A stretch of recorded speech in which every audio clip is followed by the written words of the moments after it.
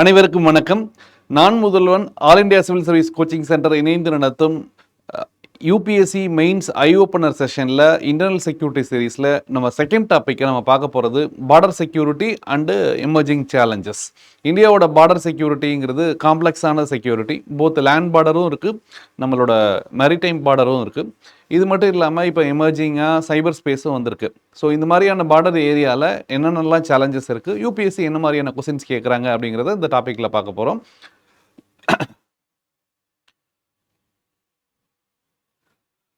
இதில் நம்ம இன்டர்னல் செக்யூரிட்டியோட சிலபஸை நம்ம லாஸ்ட் கிளாஸில் பார்த்தோம். இதில் மொத்தம் 6 டாபிக் கொடுத்துருக்காங்க. இந்த 6 டாப்பிக்கில் 5th டாபிக் தான் internal security challenges and their management in border areas, linkages of organised crime with terrorism அப்படிங்கிற அந்த 5th டாபிக் கீழே தான் இன்டர்னல் செக்யூரிட்டியில் பார்டர் ஏரியா மேனேஜ்மெண்ட் அப்படிங்கிறது நமக்கு வருது.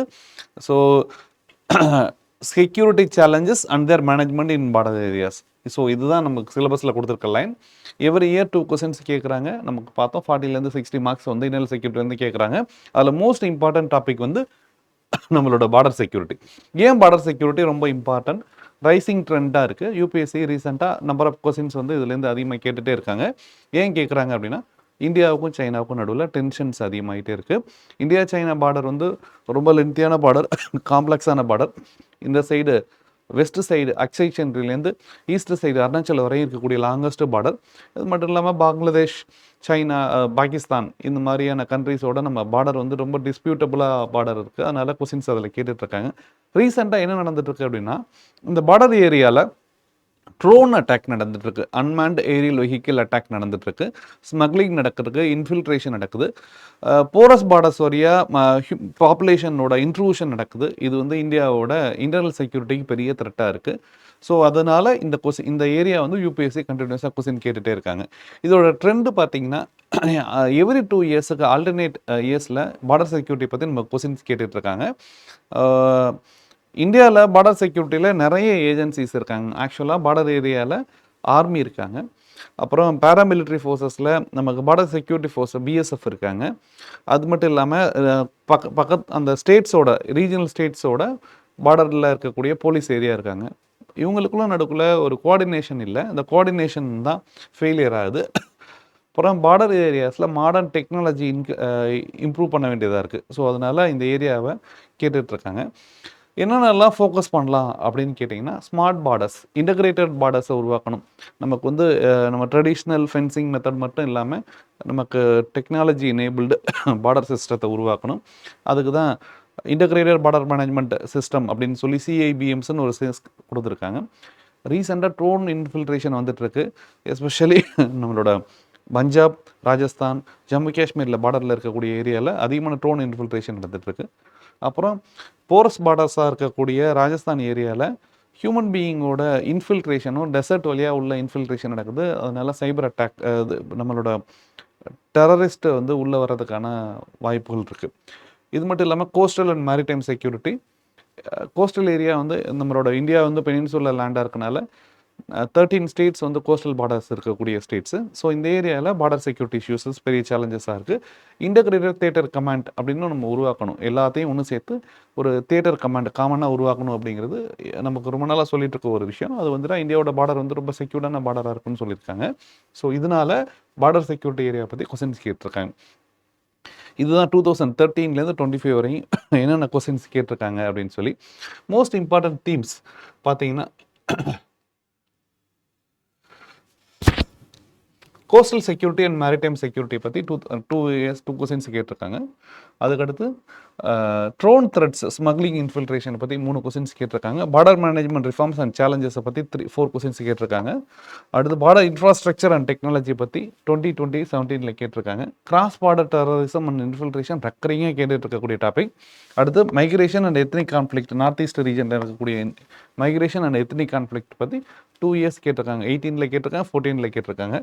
நார்த் ஈஸ்ட் பார்டர் செக்யூரிட்டி அது வந்து 2014-18 கேட்டிருக்காங்க. அப்புறம் ஜென்ரல் பார்டர் செக்யூரிட்டி ஆர்கிடெக்சர் அப்படின்னு ஒரே ஒரு கொஸ்டின் வந்து 2013 கேட்டிருக்காங்க. ஸோ அதனால் இந்த ஏரியாவில் இருக்கக்கூடிய கொஸ்டின்ஸ் எல்லாம் நம்ம previous year question paper theme wise categorise பண்ணியிருக்கோம். இந்த தீமில் தான் கொஸ்டின் கேட்குறாங்கன்னு நம்ம ஐடென்டிஃபை பண்ணிவிட்டு இந்த தீமுக்கான ஆன்சர்ஸை நம்ம எப்படி ப்ரிப்பேர் பண்ணுறது அப்படிங்கிறத இந்த கிளாஸில் நம்ம பார்க்க போகிறோம். எக்ஸாக்ட் கொஸ்டின்ஸ் பார்டர் செக்யூரிட்டி ரிலேட்டடாக எக்ஸாக்ட் கொஸ்டின்ஸ் என்னென்ன இருக்குது அப்படிங்கிறத பார்க்குறோம். 2025 இந்த கொஸ்டின்ஸ் கேட்டிருக்காங்க. இந்த 2 why maritime security is vital to protect the India sea trade, discuss the maritime coastal security challenges and the way forward.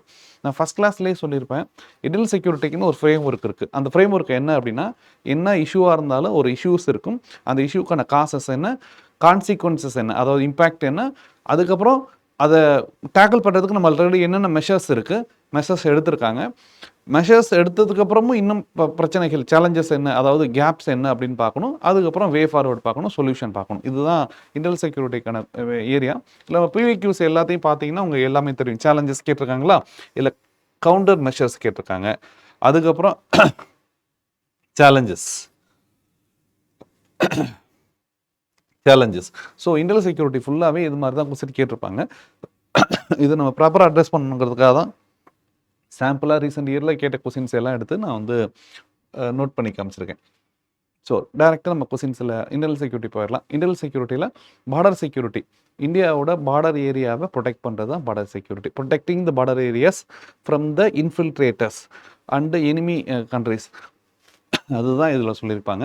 So இதில் வந்து 2 விஷயத்த முக்கியம். ஒன்று வந்து பவுண்ட்ரியை ப்ரொடெக்ட் பண்ணணும், அது மட்டும் இல்லாமல் பவுண்ட்ரி மூலமாக இன்ஃபில்ட்ரேஷன் ஆகக்கூடியவங்க இந்தியாவில் உருவாக்கக்கூடிய த்ரெட்லேருந்து இந்தியாவை ப்ரொடெக்ட் பண்ணணும். இதுதான் இதில் சொல்லிட்டு இருக்காங்க. இதில் 3 ஏரியா இருக்குது, லேண்டு, மேரிடைம், ஏர். இந்த 3 பவுண்ட்ரிஸையும் நம்ம ப்ரொடெக்ட் பண்ணணும்னு சொல்லியிருக்காங்க. ஸோ இதில் என்னென்னலாம் ஆக்சுவலாக நடந்துட்டு இருக்கு அப்படின்னா, illegal movement of the people இல்லீகலாக மூவ் பண்ணுறாங்க, illegal movement of goods, illegal movement of weapons, illegal movement of drugs, infiltration, terrorism. So இது மாதிரியான விஷயத்துலேருந்து இந்தியாவை ப்ரொடெக்ட் பண்ணுறது தான் நம்ம இந்தியாவோட பார்டர் மேனேஜ்மெண்ட், பார்டர் செக்யூரிட்டியோட மீனிங். ஏன் இந்தியாவோட பார்டர் செக்யூரிட்டி ரொம்ப இம்பார்ட்டன்ட் அப்படின்னு கேட்டிங்கன்னா, இந்தியா வந்து 15,106 கிலோமீட்டர்ஸ் வந்து லேண்ட் பார்டர்ஸை வச்சுருக்காங்க. 7 கண்ட்ரீஸோட நம்ம பார்டர் ஏரியா மேனேஜ் பண்ணிகிட்ருக்கோம். ஃபஸ்ட்டு வந்து பாகிஸ்தான், 2வது ஆப்கானிஸ்தான், 3வது சைனா, 4வது பங்களாதேஷ், 5வது மியான்மர், 6வது நேபாள், 7வது பூட்டான். இந்த 7 கண்ட்ரீஸோட நம்ம வந்து பார்டரை நம்ம மேனேஜ் பண்ணிகிட்ருக்கோம். இந்த 7 கண்ட்ரியில் பங்களாதேஷோட தான் நம்ம அதிகமான பவுண்ட்ரிஸ் வச்சுருக்கோம். 90% ஆஃப் த இந்தியாவோட ட்ரேட் வால்யூம் வந்து கோஸ்டல் ஏரியா மூலமாக தான் நடந்துகிட்ருக்கு. ஸோ இந்தியன் ஓஷன் வந்து ரொம்ப முக்கியமானது. இந்தியன் ஓஷன் ரீஜியனோட பார்டர் பவுண்ட்ரி, மேரிடைம் பவுண்ட்ரி வந்து 7,516 கிலோமீட்டர்ஸ். 7,516 கிலோமீட்டர்ஸ். இதோட எக்ஸ்க்ளூசிவ் எக்கனாமிக் ஜோன் வந்து 2.3 மில்லியன் ஸ்கொயர் கிலோமீட்டர்ஸ். அதனால இந்த ஃபேக்ட் எல்லாம் ரொம்ப இம்பார்ட்டன்ட். இதை நம்ம டேரெக்டாக எக்ஸாம்ஸில் நம்ம கொஸ்டின்ஸில் ஆன்சராக எழுதும்போது ரொம்ப யூஸ்ஃபுல்லாக இருக்கும். பட் இது சிக்னிஃபிகண்ட்டான ஃபேக்ட், நம்மளோட ஆர்குமெண்ட்டை ஸ்ட்ரென்தன் பண்ணக்கூடிய ஃபேக்டாக இருக்குது. ஸோ இதெல்லாம் நம்ம மெமரைஸ் பண்ணிக்கிறது ரொம்ப நல்லது. இந்தியாவோட பார்டர் ஏரியாவில் ஏன் சேலஞ்சஸ் இருக்குது, ஏன் நடந்திருக்கு அப்படின்னா, நம்மளோட நெய்பர்ஹுட் வந்து ஹோஸ்ட்லியாக இருக்காங்க, அன்ஸ்டேபிளாக இருக்காங்க. 2 டைப் ஆஃப் நெய்பர்ஸ் இருக்காங்க. 2 பெரிய நம்மளோட எனிமீஸ் இருக்கக்கூடியவங்க சைனா அண்டு பாகிஸ்தான். ஏன் எனிமீஸ்ன்னு சொல்லிட்டு இருக்கோம் அப்படின்னா, சைனாவோட நம்ம 1962 வாரில் மிகப்பெரிய வார், அதுக்கப்புறம் இந்தியாவுக்கும் சைனாவுக்கும் நடுவில் கண்டினியூஸ் டென்ஷன் தான் இருக்குது. பாகிஸ்தானோட நம்ம 1947 இண்டிபெண்டன்ஸ் பார்ட்டிஷன் ஆனதுக்கப்புறம் 1948 வார், 1965 வார், 1971 வார், 1998 வார். ஸோ இது மாதிரி கண்டினியூஸாக வார் நடந்துட்டுருக்கனால இந்த 2 நைபர்ஸ் ஹோஸ்ட்லைன் நைபராக இருக்காங்க. அன்ஸ்டேபிள் நைபர்ஸாக இருக்கக்கூடியவங்க யார் அப்படின்னா, நேபாள், பூட்டான், பங்களாதேஷ், மியான்மர். இவங்க எல்லாம் ஒரு பர்டிகுலர் டைம் பீரியடில் இந்தியாவோட ரொம்ப க்ளோஸாக இருக்காங்க. சம்டைம்ஸ் வந்து சைனாவோட க்ளோஸாக இருக்காங்க. ஸோ இது மாதிரியான நெய்பர்ஹுட் ஸ்ட்ராங்காக இல்லாத நேரத்தில் பார்டர் ஏரியாங்கிறது ரொம்ப ப்ரொடெக்ட் பண்ண வேண்டிய கட்டாயத்தில் இருக்கும். Diversity in geography and climate. நம்ம இந்த பார்டர் ஏரியாஸை பார்த்திங்கன்னா ஒரே மாதிரியானது கிடையாது. இப்போது ராஜஸ்தான் ரீஜனில் பார்த்திங்கன்னா டெசர்ட் பார்டராக இருக்கும். அதே ஜம்மு காஷ்மீர் மேலே போனீங்கன்னா ஹிமாலயாஸ் பார்டராக இருக்கும். பங்களாதேஷ் பார்த்திங்கன்னா ரிவரைன் பார்டராக இருக்கும். இப்போ பெனின்சுலர் இந்தியா கீழே பார்த்திங்கன்னா நம்மளோட கோஸ்டல் பார்டராக இருக்கும். ஸோ அதனால் இந்த ஜியாகிரஃபி வந்து டைவர்ஸான ஜியாகிரஃபியாக இருக்குது. கிளைமேட் பார்த்திங்கன்னா எல்லா இடத்துலையும் ஒரே மாதிரி இருக்காது.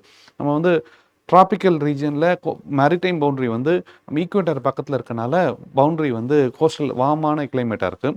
அப்படியே மேலே நார்த்து போக டெசர்ட் பார்த்திங்கன்னா ராஜஸ்தானோட டெசர்ட் ஹாட் ட்ரை டெசர்ட்டாக இருக்குது. ஜம்மு காஷ்மீர் பார்த்திங்கன்னா கோல்டு டெசர்ட்டாக, லடாக் ரீஜனில் கோல்டு டெசர்ட்டாக இருக்குது. இதே மாதிரி பங்களாதேஷ் ரீஜனில், நார்த் ஈஸ்ட் ரீஜனில் ரிவரைன் மாய்ச்சரஸ் கண்டென்ட் அதிகமாக இருக்கக்கூடிய ரக்கடு டெரைன்ஸ் இருக்கக்கூடிய பவுண்ட்ரியாக இருக்குது. ஸோ அதனால் இந்த பவுண்ட்ரிஸ் எல்லாத்தையும் இருக்கனால இந்தியாவோட பார்டர் மேனேஜ்மெண்ட் வந்து ரொம்ப காம்ப்ளிகேட்டடாக இருக்குது. அதுக்கு மட்டும் இல்லாமல் நார்த் ஈஸ்ட் ரீஜனில், இந்தியாவோட நார்த் ஈஸ்ட் ரீஜனில் cross border ethnic linguistic cultural linkages இருக்குது. பக்கத்தில் திபெத் இருக்கனால சைனாவோட இன்ஃப்ளூயன்ஸ், திபெத்தோட இன்ஃப்ளூயன்ஸ் வந்து அருணாச்சல பிரதேசத்தில் இருக்குது. மியான்மரோட இன்ஃப்ளூயன்ஸ் வந்து நம்மளோட அருணாச்சல பிரதேஷ், நாகாலாந்து, மணிப்பூர், மிசோரம் இந்த ரீஜனில் இருக்குது. அது மட்டும் இல்லாமல் பங்களாதேஷோட இன்ஃப்ளூயன்ஸ் வந்து அசாமில் இருக்குது. ஸோ இது மாதிரியான எத்தனிக் ரிலேஷன்ஷிப், கல்ச்சுரல் ரிலேஷன்ஷிப் இருக்கனால நம்ம வந்து பிளாக் அண்ட் ஒயிட்னு நம்மளால் டிஃபரன்ஷியேட் பண்ண முடியாத அளவுக்கு இந்த எத்தனிக் இருக்குது. லிங்குஸ்டிக் அண்ட் கல்ச்சுரல் லிங்கேஜஸ் எல்லா இடத்துலையும் இருக்கக்கூடியதான் நார்த் ஈஸ்ட் ரீஜனில் ரொம்ப அதிகமாக இருக்குது. அதே மாதிரி ஜம்மு காஷ்மீரில் பார்த்திங்கன்னா இஸ்லாமிசம்ங்கிறது ஒரு பெரிய டூலாக இருக்குது. பாகிஸ்தான்லேருந்து உள்ளே வர்றவங்க கல்ச்சுரலாக இஸ்லாமிக் பீப்புள் இன்டகிரேட் ஆகிடுறாங்க. எத்தனிக்காக அவங்களோட கனெக்டட்னஸ், பிளட் ரிலேஷன்ஷிப்லாம் நார்த் ஈஸ்ட் ரீஜனில் இது இருக்கிறது மாதிரியே ஜம்மு காஷ்மீர்லேயும் இருக்குது. அதே மாதிரி இவங்க யூஸ் பண்ணக்கூடிய இந்த ரீஜனில் இருக்கக்கூடிய பார்டர் ஏரியாவில் இருக்கக்கூடிய வார்ஃபேர் வந்து ஹைப்ரிட் வார்ஃபேராக இருக்குது. ட்ரெடிஷ்னலாக இருந்த வார்ஃபேர் இல்லாமல் இப்போ டெக்னாலஜி ட்ரிவன் வார்ஃபேராக இருக்குது. எக்ஸாம்பிள், நமக்கு unmanned aerial vehicle attack, drone attack வந்து ரீசெண்டாக நிறைய இன்சிடென்ட்ஸை வந்து நம்மளோட பார்டர் ஏரியாவில் பார்த்துருக்கோம். ஸோ அதனால் இந்த பார்டர் சேலஞ்சஸை பற்றி நம்ம அடுத்த டாபிக்ஸில் பார்ப்போம். இந்த பார்டர்ஸை வந்து என்னென்னலாம் இம்பார்ட்டன்ஸ் பார்த்தீங்கன்னா, land borders, line of actual control, line of control, அப்புறம் இந்தியா பங்களாதேஷ் பார்டர் 3 டைப்பாக பிரிக்கலாம். நம்ம லைன் ஆஃப் ஆக்சுவல் கண்ட்ரோல் அப்படிங்கிறது என்ன அப்படின்னா, நம்மளோட பங்களாதேஷோட உள்ள பார்டர், இது பாகிஸ்தானோட உள்ள பார்டர். லைன் ஆஃப் கண்ட்ரோல் அப்படிங்கிறது சைனாவோட பார்டர், இந்தியா பங்களாதேஷ் பார்டர்ஸ் இருக்குது. ஸோ அந்த 3 பார்டர்ஸ் வந்து ஹைலி கான்ஃப்ளிக்ட் அண்ட் இன்ஃபில்ட்ரேஷன் இருக்கக்கூடிய ஏரியாவாக இருக்குது. அது மட்டும் இல்லாமல் coastal and maritime borders, 9 coastal states வந்து சீ ட்ரேடு டைரெக்டாக பண்ணக்கூடிய ஸ்டேட்ஸ். இந்த ஏரியாவில் பவுண்ட்ரி டிஸ்பியூட்ஸ் இருக்குது. இது வந்து பைரசி ரொம்ப பெரிய பிரச்சனையாக இருக்குது. நமக்கு வந்து 90% ஆஃப் த இந்தியாவோட export trade volume, economic trade export volume வந்து சி மூலமாக தான் நடந்துட்டுருக்கு. அதில் பைரசிங்கிறது பெரிய த்ரெட்டாக இருக்குது. அப்புறம் riverine border, India Bangladesh, India பாகிஸ்தானில் 2 பெரிய ரிவர்ஸ் இருக்குது. ஒன்று கேஞ்சரிக், பிரம்மபுத்திரா 2 ஜாயின் பண்ணி பங்களாதேஷில் பெரிய பவுண்ட்ரி டிஸ்பியூட் பவுண்ட்ரி வந்து அந்த ரிவரைன் பார்டராக இருக்குது. இண்டஸோட ட்ரிபியூட்ரிஸ் வந்து இந்தியாவுக்கும் பாகிஸ்தானுக்கும் நடுவில் இருக்கக்கூடிய பார்டர்ஸாக இருக்குது. ஸோ அது போரஸ் பார்டராக இருக்குது, ஃப்ளட் பிளைன் பார்டர்ஸாக இருக்குது. அது மட்டும் இல்லாமல் ஏர் ஸ்பேஸில் ஏர்போர்ட்டு, ஏர் சர்வைலன்ஸு இருக்கக்கூடிய ரொம்ப இம்பார்ட்டண்ட்டாக இருக்குது. இந்த ஏரியாவில் வந்து drone challenges, unmanned aerial vehicle அட்டாக்ஸ்லாம் நிறைய நடந்துகிட்ருக்கு. கடைசியாக இருக்கக்கூடிய சைபர் பார்டருங்கிற இன்டர்நெட் ஸ்பேஸை நம்மளோட சாவர்னிட்டியை அட்டாக் பண்ணுறதுக்கு, digital sovereignty and digital data security ensure பண்ணுறதுக்காக நம்ம வந்து ப்ரொடெக்ட் பண்ண வேண்டியதாக இருக்குது. இந்த இடத்துல ஹைப்ரிட் வார்ஃபேர் தேவைப்படக்கூடிய விஷயமா இருக்குது. ஸோ இந்த பார்டர் ஏரியாவோட நேச்சர் என்ன, அதோட ஸ்கோப் என்ன அப்படிங்கிறத பார்த்துட்டோம். இப்போ நம்ம என்ன பார்க்க போகிறோம்னா, மேஜர் இஷ்யூஸ், இந்தியாவோட பார்டர் ஏரியாவில் என்னென்னலாம் இஷ்யூஸ் இருக்குது, என்னென்னலாம் சேலஞ்சஸ் இருக்குது அப்படின்னு பார்த்தீங்கன்னா, கிராஸ் பார்டர் டெரரிசம் அப்படிங்கிறது தான் நமக்கு பெரிய விஷயமா இருக்குது. எஸ்பெஷலி பாகிஸ்தானுக்கும் இந்தியாவுக்கும் நடுவில் நிறைய கான்ஃப்ளிக்ட் வந்து பாஸ்ட் இயர்ஸில் இருந்தது. இந்த பிட்டர்னஸ் வந்து கண்டினியூ ஆகிட்டே இருக்குது இப்போ வரைக்கும். இந்த பஹல்காம் அட்டாக்கு முன்னாடி நம்ம வந்து நிறைய இன்சிடென்ட்ஸ் வந்து குறைஞ்சிருந்துச்சு. அந்த பஹல்காம் அட்டாக் வந்து இந்தியா பாகிஸ்தான் பார்டர் டென்ஷனை வந்து ரொம்ப இன்க்ரீஸ் பண்ணிட்டாங்க. அதில் ஜம்மு அண்ட் காஷ்மீரில் பாகிஸ்தான் கவர்மெண்ட்டே ஸ்டேட் ஸ்பான்சர்டு டெரரிஸ்ட் ஆக்டிவிட்டீஸ்லாம் இன்வால்வ் ஆகுறாங்க. ரீசெண்ட் இன்சிடென்ட் நிறைய நடந்திருக்கு. 2 டேஸ்க்கு முன்னாடி கூட கார் பிளாஸ்டர்ஸ் ரெட் ஃபோர்ட் பக்கத்தில் நடந்திருக்கு. அதுக்கு வந்து ஒரு டெரரிஸ்ட் ஆர்கனைசேஷன் அவங்களே கிளைம் பண்ணிட்டுருக்காங்க, நாங்கள் தான் பண்ணோம் அப்படின்னு சொல்லி. அவங்களோட ரூட் காசை பார்த்தீங்கன்னா பாகிஸ்தான் தான் அவங்களுக்கான ஃபினான்ஷியல் சப்போர்ட் பண்ணுறவங்களா இருக்காங்க. இது மட்டும் இல்லாமல் ஜம்மு அண்ட் காஷ்மீரில் ஸ்லீப்பர் செல்ஸை நிறைய உள்ளே அனுப்புகிறாங்க. அவங்க வெளில வந்து நார்மலாக ஒரு ப்ரொஃபஷன் பண்ணிகிட்டு இருப்பாங்க, ஹை ப்ரொஃபைலில் இருப்பாங்க. ஸோ ஆனால் வெளியில் எப்போ தான் அவங்க வந்து உண்மையான முகம் காமிப்பாங்கன்னு தெரியாது. அவங்களாம் ஸ்லீப்பர் செல்ஸாக வர்றாங்க, இன்ஃபில்ட்ரேட்டர்ஸ் நிறைய உள்ள வர்றாங்க. ஸோ இதெல்லாம் பாகிஸ்தானுக்கும் இந்தியாவுக்கும் இருக்கக்கூடிய பிரச்சனையாக இருக்குது. இந்தியாவோட காமன் மாசஸை பீஸ்ஃபுல்லான டெவலப்மெண்ட் ஆக்டிவிட்டீஸ் பண்ண விடாமல் ரேடிகலைஸ் ஆகி எக்ஸ்ட்ரீமிஸ்ட் மெஷர்ஸை எடுக்க வைக்கிறது இவங்களோட வேலையாக இருக்குது. ஸோ அதனால் நமக்கு கிராஸ் பார்டர் ஏரியா இன்ஃபில்ட்ரேஷனு பெரிய பெரிய பெரிய பிரச்சனை இருக்குது. எஸ்பெஷலி பாகிஸ்தானோட இருக்கக்கூடிய பாகிஸ்தான். இந்தியாவோட பவுண்டரியை பார்த்தீங்கன்னா இதுதான் இந்தியா அப்படின்னு கேட்டிங்கன்னா, நமக்கு சிரில் ரெட்க்ளிஃப் லைன் அப்படின்னு சொல்லி ஒரு லைன் போட்டாங்க. நமக்கு June 3 plan Mountbatten plan படி 1947 ரெட்க்ளிஃப் லைனுக்காக ஒரு கமிட்டி போட்டாங்க. அந்த ரெட்க்ளிஃப் கமிட்டி வந்து என்ன பண்ணிட்டாங்கன்னா, குஜராத்தோட சட்க்ரீக்லேருந்து ஜம்மு காஷ்மீர் வரைக்கும் ஒரு பவுண்டரி லைன் போட்டாங்க. பட் இவங்க ஜம்மு காஷ்மீரோட பவுண்டரியை டிஃபைன் பண்ணலை. ஏன்னா ஜம்மு காஷ்மீர் அந்த டைம் வந்து பிரின்சி ஸ்டேட்டாக இருந்தனால இந்தியாவுக்கா பாகிஸ்தானுக்கா அப்படிங்கிறதுனால நாங்கள் வந்து பவுண்டரி லைன் போட முடியாது அப்படின்னு சொல்லிட்டாங்க. இந்த பவுண்டரி ஏரியாவை விட இந்த ஜம்மு காஷ்மீர் இருக்கக்கூடிய அந்த அன்பவுண்டரி வந்து பெரிய டிஸ்பியூட்டாக இருந்துச்சு. இதுதான் 1948 உடனே வாரம் வந்துச்சு. உடனே நம்ம வந்து யூஎனுக்கு போனோம். யூஎன் போனதுக்கப்புறம் அந்த இடத்துல சீஸ்ஃபயர் அக்ரிமெண்ட் போட்டு இனிமேல் இந்த 2 பேரும் இந்த லைன் தான் வச்சுக்கோங்க, இந்த லைனை விட்டு நீங்கள் 2 பேரும் வராதிங்க அப்படின்னு சொன்னாங்க. பட் இந்த லைன் வந்து போரஸ் பார்டர்ஸாக இருக்குது. 2 பேரும் நம்ம வந்து அந்த டெரைனே ஜம்மு காஷ்மீர் வந்து ஹை ஆல்டிடியூட் டெரைன்ஸாக இருக்குது. பார்டர் ஏரியா ஈஸியாக இன்ஃபில்ட்ரேட்டர்ஸ் உள்ளே வந்துடுறாங்க. இதனால இந்தியாவில் என்னென்னலாம் ரீசெண்ட் அட்டாக் நடந்துச்சுன்னா 2016 உரி அட்டாக் நடந்தது. ரொம்ப பெரிய அட்டாக்கு. நம்மளோட சோல்ஜர்ஸ் நிறைய பேர் இறந்துட்டோம். புல்வாமா அட்டாக் 2019 நடந்தது. இப்போ 2025 நடந்தது. பூஞ்ச் அண்டு ராஜோரி அட்டாக் 2023-24 நடந்தது. இப்போ ரெட் ஃபோர்ட் அட்டாக் நடந்திருக்கு.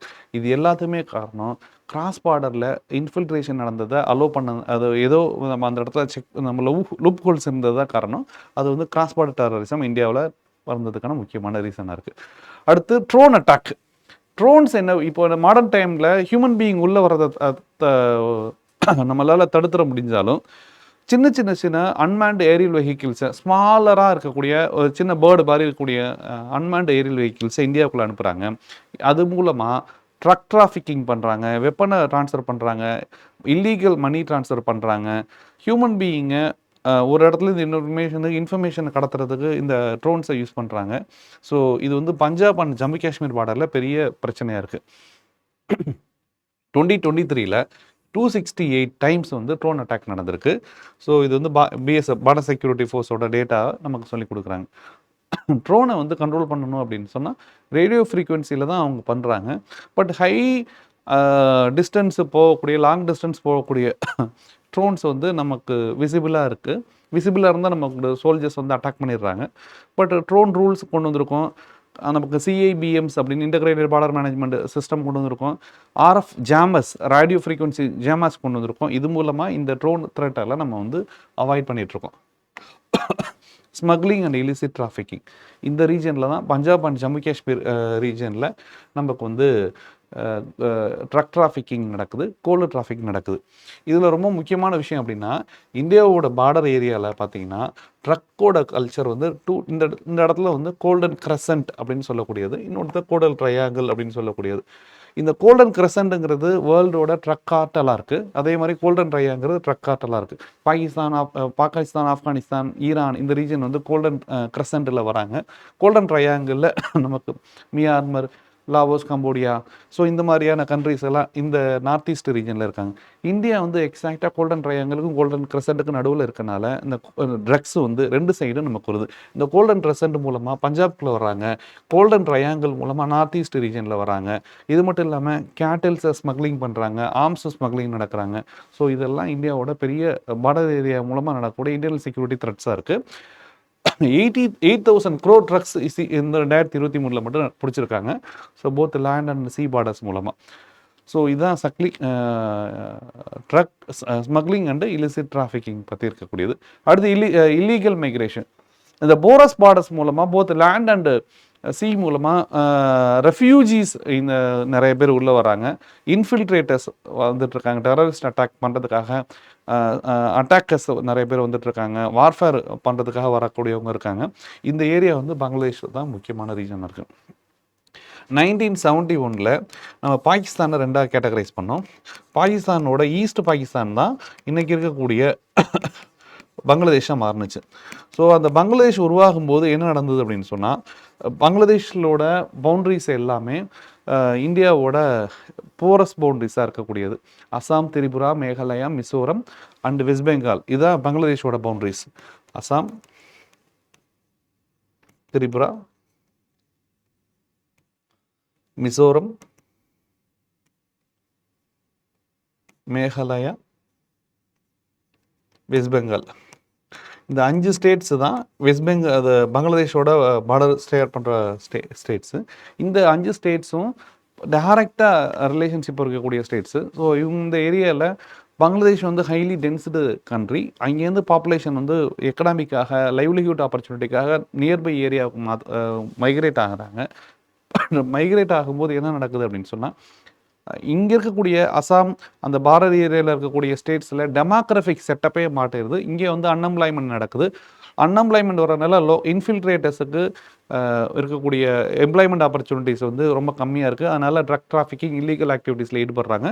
இங்கே இருக்கக்கூடிய நேட்டிவ் ஸ்டூடெண்ட்ஸ் எல்லாம் வந்து எங்களுக்கு அன்எம்ப்ளாய்மெண்ட் நடக்குது, இந்த இன்ஃபில்ட்ரேஷனால தான் நடக்குதுன்னு சொல்லி பெரிய ரயாட்ஸ் கலவரம்லாம் நம்ம 1970s 80s நடந்திருக்கு. இந்த நியூஸஸ் எல்லாம் நம்ம பார்த்துருப்போம். அது மட்டும் இல்லாமல் ரோஹிங்கியா இன்ஃபில்ட்ரேஷன். ரோஹிங்கியா அப்படிங்கிறவங்க மியான்மரோட முஸ்லீம் கம்யூனிட்டி. இவங்க வந்து அரக்கன் ஸ்டேட் அப்படின்னு ஒரு ஸ்டேட், மியான்மராக இருக்கக்கூடிய ஒன் ஆஃப் த ஸ்டேட் அரக்கன் ஸ்டேட். அங்கே வந்து ராக்கைன் மவுண்டைன் அப்படிங்கிற ஒரு மவுண்டைனில் இருக்காங்க. இந்த ராக்கைன் மவுண்டைன்லேருந்து இவங்க அங்கே இருக்கக்கூடிய லோக்கல் பர்மிஷ் பீப்புளுக்கும் இவங்களுக்கும் கான்ஃப்ளிக்ட் நடக்குது. அந்த கான்ஃப்ளிக்டில் ரோஹிங்கியா முஸ்லீம்ஸ் எல்லாம் அங்கேருந்து மைக்ரேட் ஆகி இந்தியாவில் இருக்கக்கூடிய மியான்மரோட பவுண்டரிஸாக இருக்கக்கூடிய இந்தியாவுக்குள்ளே வராங்க. ஸோ மியான்மரோட இந்தியா என்னென்ன பவுண்டரிஸில் இருக்குது, என்னென்ன ஸ்டேட்ஸில் பவுண்டரிஸில் இருக்குது அப்படின்னா, அருணாச்சல் பிரதேஷ், நாகாலாந்து, மணிப்பூர்,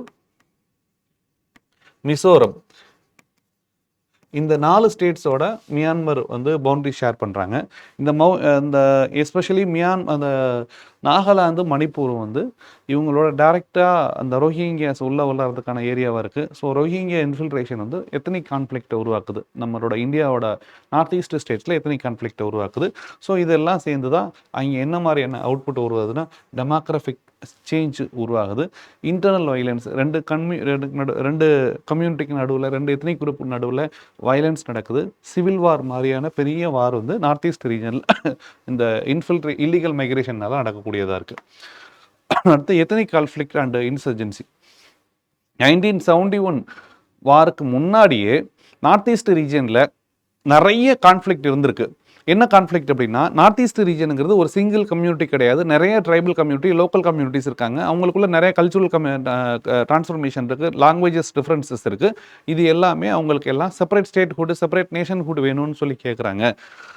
எஸ்பெஷலி அசாமில் எடுத்திங்கன்னா போடோ அப்படின்னு ஒரு ட்ரைப் இருப்பாங்க. அவங்க போடோ டெரிட்டோரியல் ரீஜன் அப்படின்னு சொல்லி எங்களுக்கு போடோ லேண்ட் வேணும்னு சொல்லி கேட்குறாங்க. அதே மாதிரி நாகா குரூப் வந்து தனியாக கேட்குறாங்க, ப்ரூ கேட்குறாங்க, ரியாங் கேட்குறாங்க. இது மாதிரி நிறைய சின்ன சின்ன கம்யூனிட்டி குரூப்ஸ் எல்லாம் மற்ற கம்யூனிட்டி குரூப்ஸோட கான்ஃப்ளிக்டில் ஈடுபடுறாங்க. ஸோ இது வந்து அவங்களோட ஜாகிரஃபி எத்தனை லொக்கேஷன்ஸை பொறுத்து ரீஜன் டு ரீஜன் மாறிக்கிட்டே இருக்குது. இவங்க நார்த் ஈஸ்ட் மிலிட்டரி குரூப்பாக மாறிடுறாங்க. உல்ஃபா அப்படின்னா என்னென்னா, United Liberation Front of Assam. United Liberation Front of Assam.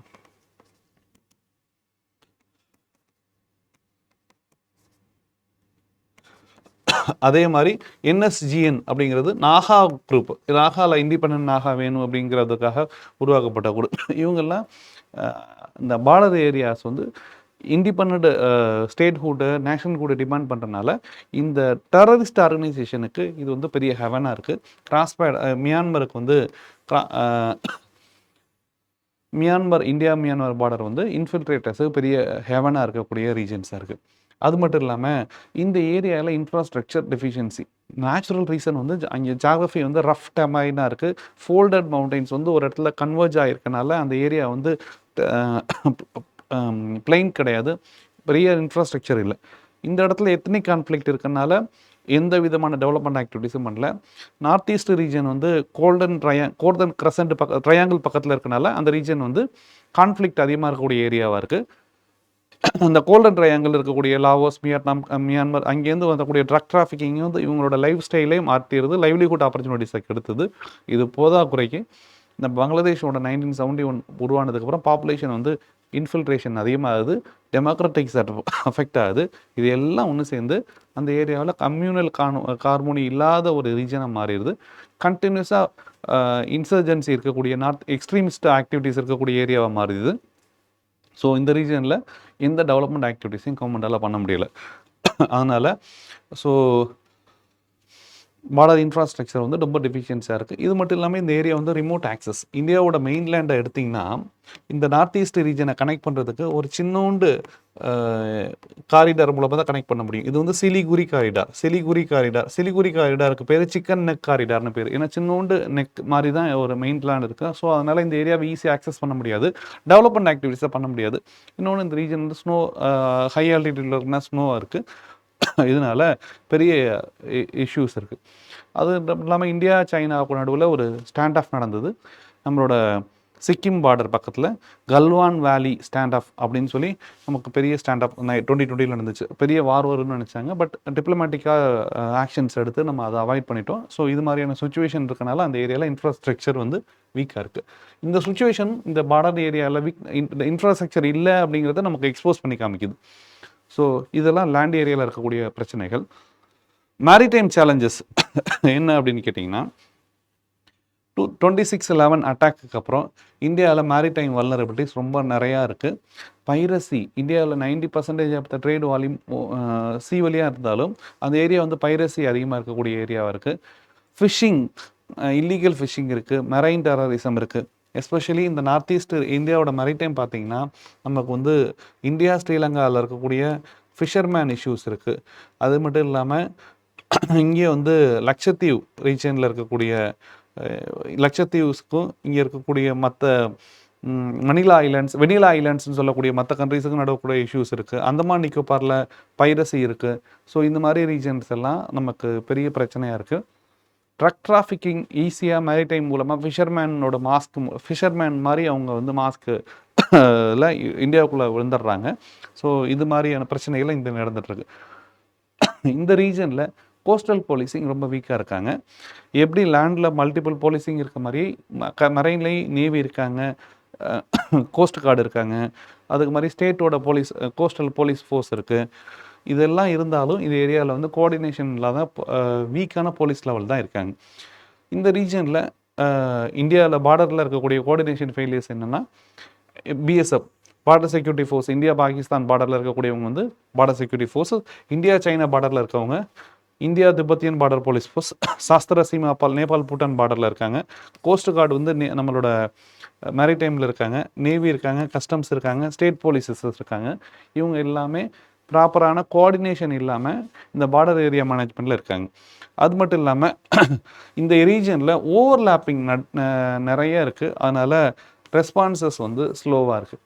Overlapping இருக்குது, கிளியர் கட் டெஃபினேஷன்ஸ் இல்லை, யார் என்ன ரூல் பண்ணணும் அப்படிங்கிறது டெஃபினேஷன்ஸ் இல்லை. ஸோ இதோட பிரச்சனை இருக்குது. இதுக்கப்புறம் பார்த்தீங்கன்னா டெக்னாலஜி இன்டகிரேஷன். நம்ம வந்து மேனுவலாக இப்போ வரைக்கும் பேட்ரோலிங் தான் போயிட்டுருக்கோம். பேட்ரோலிங் மட்டும்தான், நம்ம மேனுவல் பேட்ரோலிங் தான் நமக்கு solution, traditional method of border மேனேஜ்மெண்ட்னு நினச்சிட்ருக்கோம். பட் ஸ்மார்ட் டெக்னாலஜிஸ் எல்லாம் வந்துடுச்சு.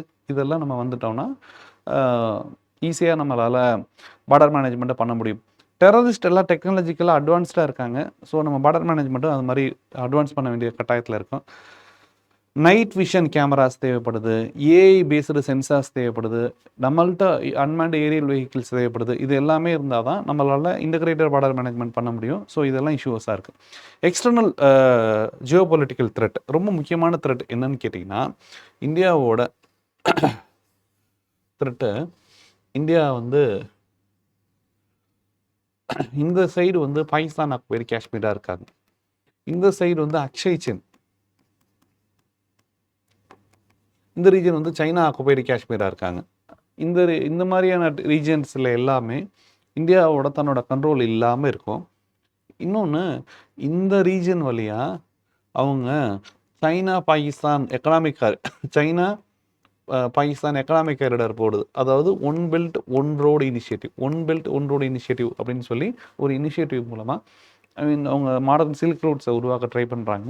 இதில் பாகிஸ்தானும் சைனாவும் நல்ல நெக்ஸஸில் இருக்காங்க, நல்ல ஸ்ட்ராங்கான ரிலேஷன்ஷிப்பில் இருக்காங்க. ஸோ இன்டர்னல் செக்யூரிட்டிக்கு அது பெரிய பிரச்சனையாக இருக்குது. அதுக்கப்புறம் குவாதர் போர்ட்டுங்கிறது பாகிஸ்தானோட ஒரு போர்ட்டு. அது சைனா வந்து அந்த இடத்துல இன்வெஸ்ட் பண்ணி வச்சுட்டு இருக்காங்க. China naval presence Indian ocean ரீஜனில் சைனா வந்து நேவலாக அதிகமாக ப்ரெசன்ஸில் இருக்குது. எஸ்பெஷலி இந்த பே ஆஃப் பெங்காலில் அவங்களோட கண்டினியூஸ் ப்ரெசன்ஸ் ஆக்டிவிட்டீஸில் இருக்காங்க. ஸோ அது வந்து அவங்களோட ரிங் ஃபென்ஸ் இந்தியா முழுவதும் டைரெக்டாக இந்தியா முழுவதும் கனெக்ட் பண்ணணும் அப்படின்னு சொல்கிறாங்க. இதுக்காக சின்ன சின்ன நேவல் பேஸஸை கோஸ்டல் ஐலாண்ட்ஸில் உருவாக்கிக்கிட்டே இருக்காங்க. அவங்களோட ப்ரெசன்ஸ் வந்து இந்தியாவோட மேரிடைம் செக்யூரிட்டிக்கு, இந்தியாவோட பார்டர் செக்யூரிட்டிக்கு பெரிய கொஸ்டினபிள் த்ரெட்டாக இருக்கக்கூடிய இது இருக்குது. ஸோ இதுக்கு பேர் ஸ்ட்ரிங் ஆஃப் பேர்ல்ஸ்ன்னு பேர். சைனாவோட இந்த தியரிக்கு பேர் ஸ்ட்ரிங் ஆஃப் பேர்ல்ஸ். இந்தியா அதுக்கு ஒரு கவுண்டர் டெக்னாலஜி வச்சுருக்கோம். அதுக்கு பேர் diamond of necklace. Diamond of necklace அப்படின்னு சொல்லி ஒரு ஸ்ட்ராட்டஜி வச்சுருக்கோம். நம்ம சைனாவை கவுண்டர் பண்ணுறதுக்காக நம்ம வச்சுருக்கக்கூடிய ஸ்ட்ராட்டஜி பேர் தான் டைமண்ட் ஆஃப் நெக்லஸ். ஸோ இது மாதிரியான இஷ்யூஸ் இருக்குது. இந்தியாவுக்கும் சைனாவுக்கும் நிறைய அந்த பார்டர் ஏரியாவில் பார்த்தீங்கன்னா 1950 முன்னாடி வரைக்கும் இந்தியாவுக்கும் சைனாவுக்கும் டைரெக்டாக எந்த ரிலேஷன்ஷிப்பும் இல்லை. 1950 தான் திபெத்தை வந்து சைனா ஆக்குபை பண்ணுறாங்க. திபெத்தை ஆக்குபை பண்ணும்போது 1914 இந்தியாவுக்கும் திபெத்துக்கும் போட்ட மெக்மோகன் லைன் ஒரு பவுண்டரி இருக்குது. அந்த மெக்மோகன் லைனை இந்தியா அக்செப்ட் பண்ணுறோம், அவங்க அக்செப்ட் பண்ண மாட்டேங்கிறாங்க. அக்செப்ட் பண்ணாதனால என்ன ஆகுது அப்படின்னு சொன்னால், அருணாச்சல் பிரதேசம் அவங்களோட மேப்பில் ட்ரா பண்ணி எங்களுக்குன்னு வேணும்னு கிளைம் பண்ணுறாங்க. அது டென்ஷன் ஆகுது. பின்னாடி 1958 தலாய் லாமா திபெத்தியோட லீடர் வந்து அங்கே இன்சர்ஜென்சி நடக்கிறதுனால இந்தியாவுக்கு வந்து ரெஃப்யூஜியாக வராரு. இந்தியா அசைலம் கொடுக்குறாங்க. ஸோ இந்த அசைலம் கொடுக்குறது பெரிய கான்ஃப்ளிக்ட் ஆகுது. இது எல்லாம் ஒன்று சேர்ந்து தான் 1962 வாரம் மாறுது. இந்த இஷ்யூஸ் வந்து ஸ்டில் நவ் இந்தியாவில் செட்டில் ஆகலை. பார்டர் ஏரியாவில் இருக்கக்கூடிய இஷ்யூஸ் ஸ்டில் நவ் இன்னும் போயிட்டே இருக்குது. 1962 வாரக்கால என்னென்ன ரீசன்ஸோ இப்போவும் இப்படி தான் இருக்குது. சைனா வந்து எங்களுக்கு வந்து அருணாச்சல் பிரதேசம் எங்களுக்கு வேணும்னு கேட்குறாங்க. பட் நம்மளோட அட்மினிஸ்ட்ரேட்டிவ் டைரக்டிவ் கண்ட்ரோலில் அருணாச்சல் பிரதேஷ் நம்மள்ட்ட இருக்குது.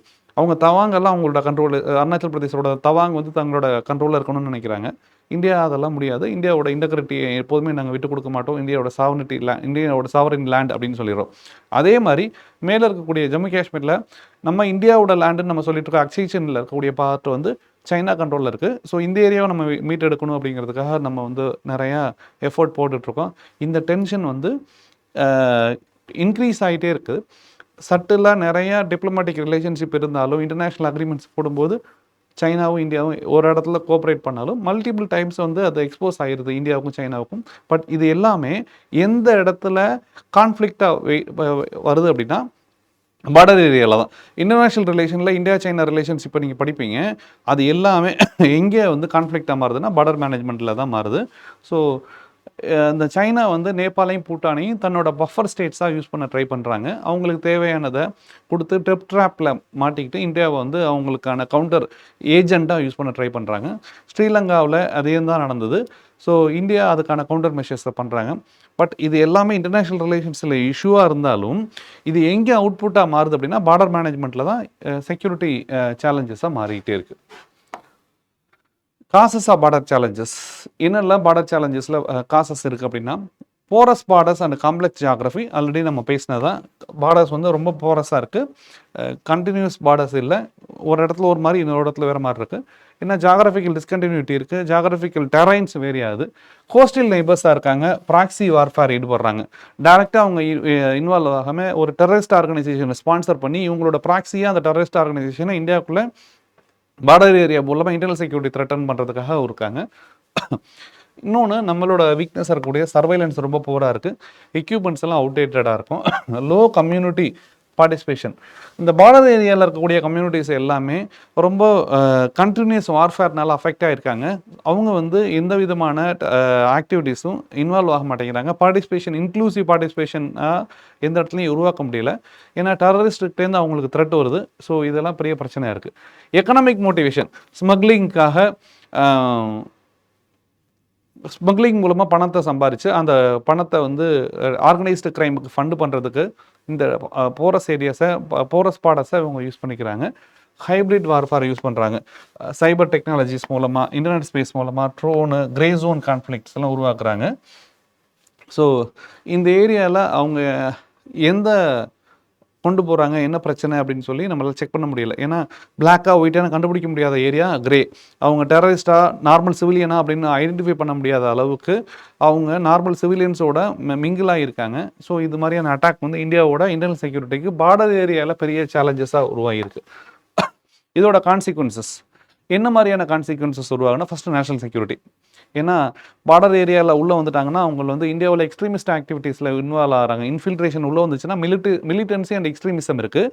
அந்த மிலிட்டன்ட்ரி எக்ஸ்ட்ரீமிசம் வந்து டெரரிசமாகவும் வார்ஃபேராகவும் மாறுது. இது வந்து டெரர் ஃபண்டிங், ரெக்ரூட்மெண்ட் மாதிரியான பிரச்சனைகளுக்கெல்லாம் இந்தியாவில் வந்து டெரரிஸ்ட் ஆர்கனைசேஷனுக்கு தேவையான ரெக்ரூட்மெண்ட்டுக்கான வேலைகள்லாம் இவங்க இது மூலமாக பண்ணுறாங்க. போரஸ் பார்டர்ஸில் உள்ள வரக்கூடிய ஒரு சிங்கிள் ஏஜென்ட் வந்து பெரிய ஆர்கனைசேஷன் செட்டப்பை இந்தியாவில் உருவாக்கி நிறைய இடத்துல இன்டீரியர் மெயின்லேண்டில் வந்து நிறைய பேர் அரெஸ்ட் பண்ணியிருக்காங்க. அவங்க எப்படி வந்திருக்காங்கன்னா அந்த போரஸ் பார்டர்ஸ் மூலமாக உள்ளே வந்திருப்பாங்க. போத் லேண்ட் அண்ட் ஓஷன் மூலமாக உள்ளே வந்துடுறாங்க. எக்கனாமிக் பெரிய இம்பாக்ட் வந்து எக்கனாமிக் லாஸ் தான். இந்தியா வந்து 90% ஆஃப் த ட்ரேட் வால்யூம் வந்து ஓஷன் வழியாக வந்துட்டுருக்கு. ஸோ அதனால் ட்ரேடு ரெவன்யூ பெரிய அளவுக்கு அஃபெக்ட் ஆகுது. ஸ்மக்லிங், இல்லீகல் ஸ்மக்லிங் வந்து லேண்ட் அண்ட் மெரிடைம் பார்டரில் நிறையா இருக்குது. நார்கோ டெரரிசம் ரொம்ப ரொம்ப முக்கியம். ட்ரக் டிராஃபிக்கிங் மூலமாக பணம் சம்பாரிச்சு அந்த பணத்தை ஆர்கனைஸ்டு கிரைமுக்கு செலவு பண்ணி அந்த ஆர்கனைஸ்டு கிரைமில் மூலமாக ஒரு டெரரிஸ்ட் ஆக்டிவிட்டீஸை இம்ப்ளிமெண்ட் பண்ணுறது, டெரரிஸ்ட் ஆக்ஷன் இம்ப்ளிமெண்ட் பேர் தான் narco terrorism. Narco plus terrorism, drug trafficking plus terrorism தான் நார்கோ டெரரிசம். இது வந்து பெரிய இந்தியாவோட எக்கனாமிக்கு பெரிய த்ரெட்டாக இருக்குது. சோஷியல் எத்தனிக் கான்ஃப்ளிக்ட் இருக்குது. நார்த் ஈஸ்ட் ரீஜனில் இருக்கக்கூடிய எத்தனிக் கான்ஃப்ளிக்டாக இருக்கட்டும், இல்லை பார்டர் ஏரியாஸில் இருக்கக்கூடிய ராஜஸ்தான், பஞ்சாப், பங்களாதேஷ், ராஜஸ்தான், பஞ்சாப், ஜம்மு அண்ட் காஷ்மீரில் இருக்கக்கூடிய எத்தனிக் கான்ஃப்ளிக்டாக இருக்கணும், இதெல்லாம் பெரிய பிரச்சனையாக இருக்குது. அதுக்கப்புறம் டெமோக்ராட்டிக் சேஞ்சஸ் நடக்குது. வெளியிலேருந்து ஃபாரினர்ஸ் இங்கே உள்ளே வர்றாங்கன்னா உள்ளே இருக்கக்கூடிய பாப்புலேஷனுக்கு கூட கல்ச்சுரல் ஃப்ரிக்ஷன் நடக்குது. அந்த கல்ச்சுரல் ஷாக் வந்து கான்ஃப்ளிக்டை உருவாக்குது. ஹார்மோனி இல்லாமல் அன்எம்ப்ளாய்மெண்ட்டு, அதர் லைவ்லிஹுட் ஆப்பர்ச்சுனிட்டிஸ்க்கான பிரச்சனையாக வருவாது. ஏன்னா ஆல்ரெடி ஸ்கேசிட்டி ஆஃப் ரிசோர்ஸஸ் இருக்கும்போது ஹியூஜ் பாப்புலேஷன் உள்ளே வரும்போது இங்கே கான்ஃப்ளிக்ட் வந்து எக்கனாமிக் கான்ஃப்ளிக்ட் வந்து சோஷியல் கான்ஃப்ளிக்டாக மாறிடுது. இது மட்டும் இல்லாமல் பார்டர் ஏரியாஸ்லேருந்து வரக்கூடிய செக்யூரிட்டி சேலஞ்சஸ் வந்து டீஸ்டபிளைசேஷனை உருவாக்குது. பார்டர் ஏரியாஸில் டீஸ்டபிளைசேஷன், எஸ்பெஷலி நார்த் ஈஸ்ட் ரீஜனில் கண்டினியூஸாக மிலிட்டன்ட் குரூப் உள்ள வந்து டெமோக்ராட்டிக்கலி எலெக்டட் கவர்மெண்ட்ஸுக்காக டெரரிஸ்ட் ஆக்டிவிட்டீஸில் ஈடுபடுறாங்க. ஸோ அது வந்து டீஸ்டபிளைஸ்ட் பண்ணுறதுக்கான அவங்களோட ரோலாக இருக்குது. அதுக்கடுத்து diplomatic actions, tensions and military escalations கண்டினியூஸாக நடந்துகிட்டே இருக்குது. India Pakistan, India Bangladesh, India China diplomatic relationship நமக்கு நிறைய அம்பாசிடர்ஸ் அனுப்பி நம்ம அவங்கள்ட்ட அக்ரிமெண்ட்ஸை போட்டாலும் அந்த கான்ஃப்ளிக்டில் பார்டர் ஏரியா பற்றி தான் பெரிய டிஸ்கஷன் வருவாது. அவங்கள்ட்ட மற்ற ஏரியாவில் நம்ம அக்ரிமெண்ட் வந்தாலும் பார்டர் ஏரியாவில் அன்ரிசால்வ்டு ஏரியாஸாக இருக்குது. ஸோ அது வந்து எஸ்கலேட் ஆகி மற்ற அக்ரிமெண்ட்ஸும் நமக்கு வர முடியாமல் போயிடுது. கவர்மெண்ட் என்னென்ன மெஷர்ஸ் எடுத்திருக்காங்க அப்படின்னு கேட்டால், பார்டர் ஏரியா டெவலப்மெண்ட், பாலிசி லெவலில், லீகல் லெவலில் பார்டர் ஏரியா டெவலப்மெண்ட் என்ன பண்ணியிருக்காங்கன்னா, இந்தியாவோட மொத்த பார்டர் ஏரியாஸையும் டெவலப் பண்ணணும்னு முடிவு பண்ணிட்டாங்க. ஏன்னா education, drinking water, health, sanitation, hygiene, accessibility, market, so அது ஸ்கில் டெவலப்மெண்ட், இது மாதிரியான ஆக்டிவிட்டீஸில் இந்த பார்டர் ஏரியா டெவலப்மெண்ட் ப்ரோக்ராம் மூலமாக கவர்மெண்ட் வந்து லம்சம் அமௌண்ட் ஆஃப் மணியை அந்த ஏரியாவில் பார்டரிங் ஸ்டேட்ஸில் உருவாக்குறாங்க. அதுக்கப்புறம் கோஸ்டல் செக்யூரிட்டி ஸ்கீம்னு ஒரு ஸ்கீம் கொண்டு வந்து கோஸ்டல் ஏரியாவில் இருக்கக்கூடிய செக்யூரிட்டிஸை டெக்னாலஜி எனேபிள்டு ஸ்கில்டு ஃபோர்ஸ் மூலமாக செக்யூர் பண்ணுறாங்க. இதுதான் coastal security scheme. Sagarmala project அப்படிங்கிறது என்னென்னா, இந்தியாவோட சீ ட்ரேடை அதிகப்படுத்துறதுக்கு போர்ட்ஸை வந்து ஸ்ட்ரென்தன் பண்ணணும், at the same time maritime செக்யூரிட்டியை ஸ்ட்ரென்தன் பண்ணணும். இதுக்காக தான் சாகர்மாலா ப்ராஜெக்ட். இதில் ரோட் கனெக்டிவிட்டி, போர்ட்டுக்கும் ரோட் கனெக்டிவிட்டி பண்ணுறாங்க. போர்ட் ஏரியாவில் சர்வைலன்ஸ் அதிகப்படுத்துகிறாங்க, பைரசியை தடுக்கிறாங்க, ஸ்மக்லிங் தடுக்கிறாங்க. ஸோ இதெல்லாம் இதோட வேலை. அப்புறம் மேரிடைம் ஃபிஷரிஸ் பில்லுன்னு ஒரு பில்லு வந்திருக்கு. இந்த பில்லு வந்து இன்னும் இம்ப்ளிமெண்ட் ஆகலை. ஃபிஷர்மேன்ஸ்க்கான ரைட்ஸை வந்து என்ஷூர் பண்ணுறதுக்கான வேலை அது. அதுக்கப்புறம் மல்டி ஏஜென்சி சென்டர், இன்டெலிஜென்ஸுக்கு வந்து மல்டிபிள் ஏஜென்சிஸ் நம்மள்கிட்ட இருக்குது. ஸோ இது எல்லாத்தையும் உருவாக்குறதுக்கு ஒரு சென்டர் உருவாக்கியிருக்காங்க. அதில் வந்து ஸ்டேட் கவர்மெண்ட்டோட போலீஸ், ஸ்டேட் கவர்மெண்ட்டோட ஃபிஷரிஸ் டிபார்ட்மெண்ட்டோட கலெக்ஷன்ஸு, யூனியன் கவர்மெண்ட்டோட கோஸ்ட் கார்டு, யூனியன் கவர்மெண்ட்டோட நேவி, இவங்க எல்லாத்தையும் ஒன்று சேர்ந்து மல்டிபிள் ஏஜென்சி கோஆர்டினேஷன் சென்டர்னு ஒன்று உருவாக்கி அந்த ஏஜென்சி வந்து இது எல்லாத்தையும் கோஸ்டல் சேஃப்கார்ட் பண்ணுறது தான் இதோட வேலையாக இருக்குது. இன்ஸ்டிடியூஷனல் மெக்கானிசம் நம்மள்ட்ட என்னென்ன இருக்குது அப்படின்னா, நமக்கு ஆல்ரெடி சொன்னது தான் சென்ட்ரல் ரிசர்வ் போலீஸ் ஃபோர்ஸ் அப்படின்னு ஒரு paramilitary force ministry of home அஃபேர்ஸில் இருக்குது. அந்த மினிஸ்ட்ரி ஆஃப் ஹோம் அஃபேர்ஸ் கீழே இருக்கக்கூடிய பேராமிலிட்ரி ஃபோர்ஸஸ் தான் பார்டர் செக்யூரிட்டி ஃபோர்ஸஸ். அவங்க இந்தியா பாகிஸ்தான், இந்தியா பங்களாதேஷில் இருக்காங்க. ITBP, India Bangladesh, India Tibetan border police ஃபோர்ஸ்னு பேர். இந்தியா சைனாவுக்கு நடுவில் இருக்கக்கூடிய வந்து ஐடிபிபி. சாஸ்திர சீமாபால் நேபாள் பூட்டான் பவுண்டரியில் இருக்காங்க. அசாம் ரைஃபிள்ஸ் அசாமில் இருக்காங்க. CRPF central reserve police force வந்து நார்த் ஈஸ்ட் ரீஜனில் இன்சர்ஜென்சி எங்கெங்கெல்லாம் இருக்கோ அந்த ஏரியாவிலலாம் இருக்காங்க. கோஸ்ட் கார்டு, இந்தியன் நேவி, இவங்கெல்லாம் மேரிடைம் பவுண்டரியை உருவாக்குறாங்க. இது மட்டும் இல்லாமல் நேஷ்னல் மேரிடைம் டொமைன் அவேர்னஸ் அப்படின்னு சொல்லி ஒரு இன்ஸ்டிடியூஷன் இருக்குது, என்எம்டிஏ. அந்த நேஷ்னல் மேரிடைம் ஏரியாவில் இருக்கக்கூடிய டொமைனை அவேராக வச்சுக்கிறதுக்கு இன்ஃபர்மேஷனை ப்ராப்பராக ஃபாரன்சிக் ரிப்போர்ட் முன்னாடியே கொடுக்கறதுக்காகவும் இவங்க வச்சுருக்காங்க. Armed forces special power act, Jammu காஷ்மீர்லேயே நார்த் ஈஸ்ட் ரீஜன்லேயே இருக்கக்கூடிய ஆர்ம்டு ஃபோர்ஸஸுக்கு ஸ்பெஷல் பவர் ஆக்டாக இருக்குது. இந்த ஆக்ட் வந்து பெரிய கான்ஃப்ளிக்ட்டை கிரியேட் பண்ணிச்சு, அவங்க மிஸ்யூஸ் பண்ணுறாங்க, ரைட்ஸை வயலேட் பண்ணுறாங்கன்னு.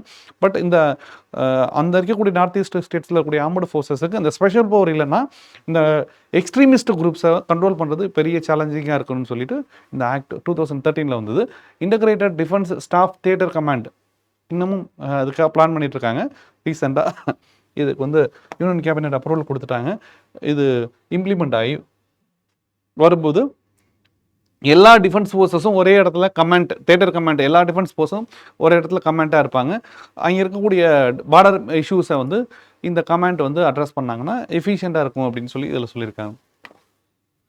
டெக்னாலஜி எனேபிள்டு பார்டர் மேனேஜ்மெண்ட், அதான் காம்ப்ரிஹென்சிவ் இன்டகிரேட்டட் பார்டர் மேனேஜ்மெண்ட் சிஸ்டம்னு ஒன்று உருவாக்குறாங்க. இதில் என்ன பண்ணுறாங்க அப்படின்னா கேமராஸை வந்து நைட் கேமராஸ் உருவாக்குறாங்க. நைட் கேமராஸ்னால் தெர்மல் விஷன் உருவாக்குறாங்க. தெர்மல் விஷன்னா ஹியூமன் பாடியோட டெம்பரேச்சர் எந்த அளவுக்கு இருக்கோ அதை பேஸ் பண்ணி நம்ம சென்சார் பண்ணியிருப்பாங்க. சென்சார் மூலமாக ஹியூமன் பீயிங் ஈஸியாக விசிபிளாக இருப்பாங்கன்னு தெரியும். நம்ம டார்க் நைட்டில் கூட இது வந்து விசிபிளாக இருக்கும். அப்புறம் ரேடாஸ் யூஸ் பண்ணுறாங்க.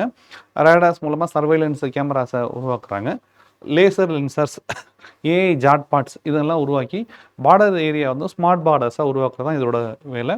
அதுக்கப்புறம் யூஏவி ட்ரோன் மானிட்டரிங், ட்ரோன்ஸ் மூலமாக பார்டர் ஏரியாவை மானிட்டர் பண்ணுறது. அன்மேண்ட் ஏரியா வெஹிக்கிள் ட்ரோன் மூலமாக பண்ணுறாங்க. இது ஒரு நைட் விஷன் கேமராஸ் அதில் ட்ரோன்ஸ்லாம் வச்சுருக்காங்க. ஸோ அது மூலமாக இந்த ஏரியாவை கண்ட்ரோல் பண்ணுறாங்க. சேட்டலைட் சர்வைலன்ஸ், ரிசோர்ஸ் இன்டெலிஜென்ஸ் சேட்டலைட்ஸை நம்ம கண்டினியூஸாக அனுப்பியிருக்கோம். ஸோ இந்த சேட்டலைட்ஸ் எல்லாம் நம்மளோட மேலேருந்து ஸ்பேஸ்லேருந்து மானிட்டர் பண்ணிகிட்ருக்காங்க. ஸோ இந்த ரிசோர்ஸ் சேட்டலைட்ஸ் வந்து இந்தியாவோட பார்டர் மேனேஜ்மெண்ட்டை ப்ராப்பராக மானிட்டர் பண்ணுறதுக்கு ரொம்ப ஹெல்ப்ஃபுல்லாக இருக்கும்.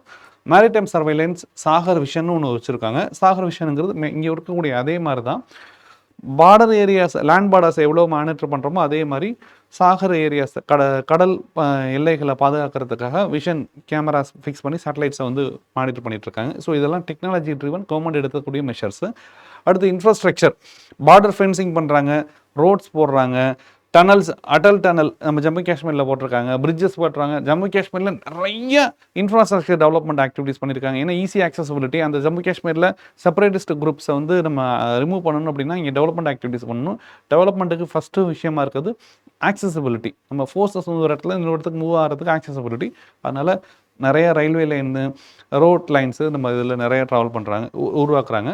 அது மட்டும் இல்லாமல் பார்டர் ரோடு ஆர்கனைசேஷன் மூலமாக அந்த பார்டர் ஏரியாவில் இருக்கக்கூடிய இன்ஃப்ராஸ்ட்ரக்சர் டெவலப்மெண்ட் ஆக்டிவிட்டீஸ், பிரிட்ஜஸ் கட்டுறது, ரோட் போடுறது, எக்ஸ்பேண்ட் பண்ணுறது, ஸோ இது மாதிரியான விஷயத்தை அதிகப்படுத்துறதுக்காக 6 டைம்ஸ் கவர்மெண்ட்டோட எக்ஸ்பெண்டிச்சர் அதிகப்படுத்தியிருக்காங்க. 2016 உள்ளதை விட 6 டைம்ஸ் வந்து கவர்மெண்ட்டோட பட்ஜெட் வந்து பார்டர் ரோடு ஆர்கனைசேஷனுக்கு கொடுத்துருக்காங்க டெவலப்மெண்ட் ஆக்டிவிட்டீஸுக்காக. அடுத்து பெஸ்ட் ப்ராக்டிசஸ், இன்டர்நேஷ்னல் லெவலில் பார்டர் மேனேஜ்மெண்ட்டுக்கு என்னென்னலாம் பெஸ்ட் ப்ராக்டிசஸ் இருக்குது அப்படின்னு பார்த்தீங்கன்னா இஸ்ரேல் ரீஜனில் இருக்கக்கூடிய பெஸ்ட் ப்ராக்டிசஸ் இருக்குது. அதே மாதிரி இந்தியாவில் என்னென்னலாம் இருக்குது அப்படின்னு பார்த்தீங்கன்னா ஜம்மு காஷ்மீரில் ஸ்மார்ட் ஃபென்ஸ் ப்ராஜெக்ட்னு ஒன்று உருவாக்கியிருக்காங்க. அது வந்து அடல் டனல் ப்ளஸ் ஆன்டி இன்ஃபில்ட்ரேஷனை உருவாக்குறதுக்காக ஜம்மு காஷ்மீரில் ஸ்மார்ட் ஃபென்சிங் மெத்தடில் பண்ணியிருக்காங்க. அந்த ஃபென்சிங் மெத்தட் வந்து எலக்ட்ரிக் சென்சிட்டிவாக இருக்கும், தெர்மல் சென்சிட்டிவாக இருக்கும், நைட் விஷன் இருக்கக்கூடிய பார்டராக இருக்கும். ஸோ அதனால் ஈஸியாக மானிட்டர் பண்ண முடியும், சர்வைலன்ஸ் பண்ண முடியும் அப்படிங்கிறதுக்காக இருக்குது. ஸோ அது மாதிரி குஜராத்தில் 46 கேமராஸ் ஒன்று சேர்ந்துருக்கக்கூடிய ஒரு சர்வைலன்ஸ் கேமரா உருவாக்கியிருக்காங்க. Gujarat coastal surveillance 46 radar chain உருவாக்கியிருக்காங்க.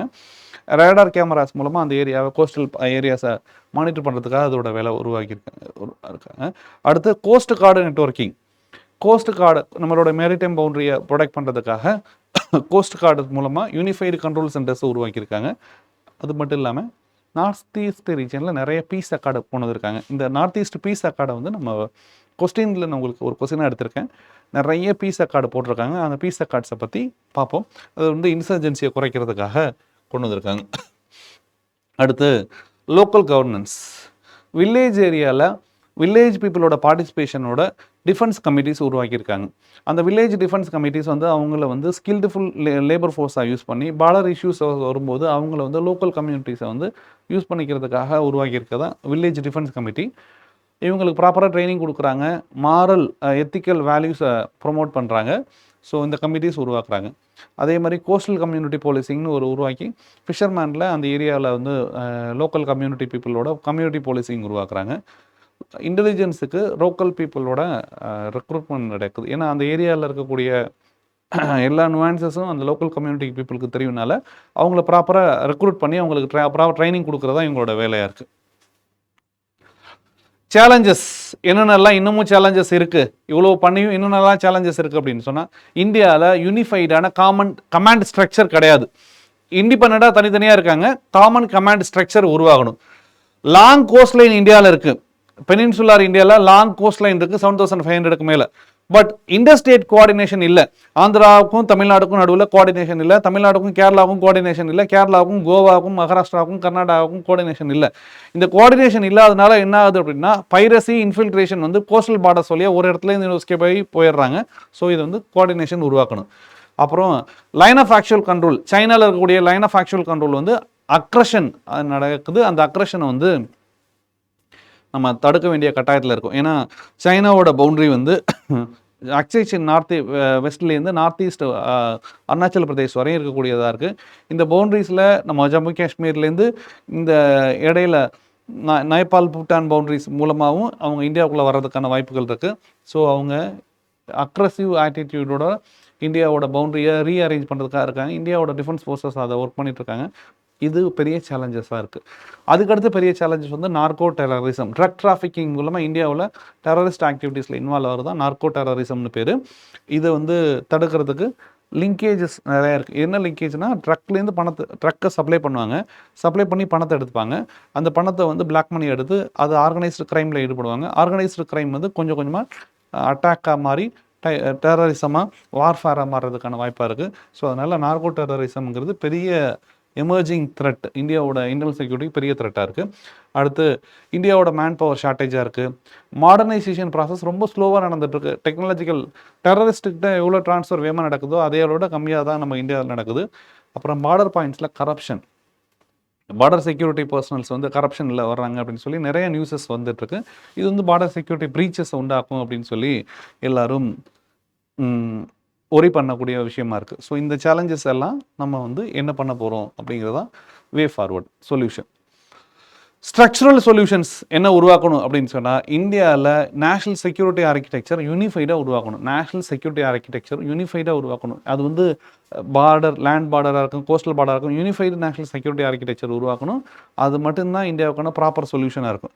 அப்புறம் மேரிடைம் தியேட்டர் கமாண்ட், அதே மாதிரி பார்டர் மேனேஜ்மெண்ட் அத்தாரிட்டி அப்படிங்கிறத உருவாக்கணும்.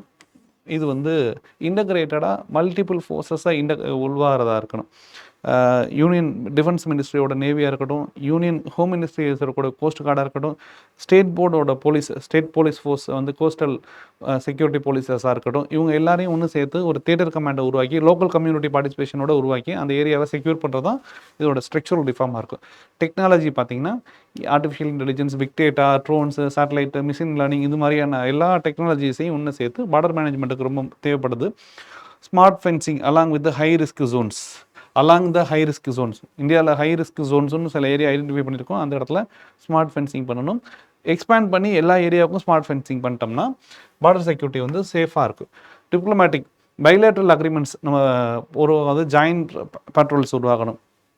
எஸ்பெஷலி நம்ம இந்தியாவோட ஃப்ரெண்ட்லி ரிலேஷன்ஸாக இருக்கக்கூடிய நேபாள், பூட்டான், பங்களாதேஷ், இந்த மாதிரியான கண்ட்ரிஸோட ஜாயின் அக்ரிமெண்ட் போட்டு ஜாயின் பேட்ரோல் பண்ணணும். இன்டெலிஜென்ஸ் ஷேரிங் பண்ணணும். எந்த ஏரியாவிலேருந்து என்ன நடந்துட்டுருக்கு, இன்ஃபில்ட்ரேஷன் என்ன நடக்குது, ட்ரக் டிராஃபிக்கிங் நடக்குது அப்படிங்கிறது இன்டெலிஜென்ஸ் ஷேரிங் பண்ணணும். அதுக்கப்புறம் குவாட் கண்ட்ரிஸ், நம்ம வந்து 4 கண்ட்ரிஸோட ஒன்று சேர்ந்து இந்தியாவோட பார்ட்னர்ஷிப் வச்சுருக்காங்க. இவங்களோட ஒன்று சேர்ந்து இன்டெலிஜென்ஸ் ஷேரிங் பண்ணணும்.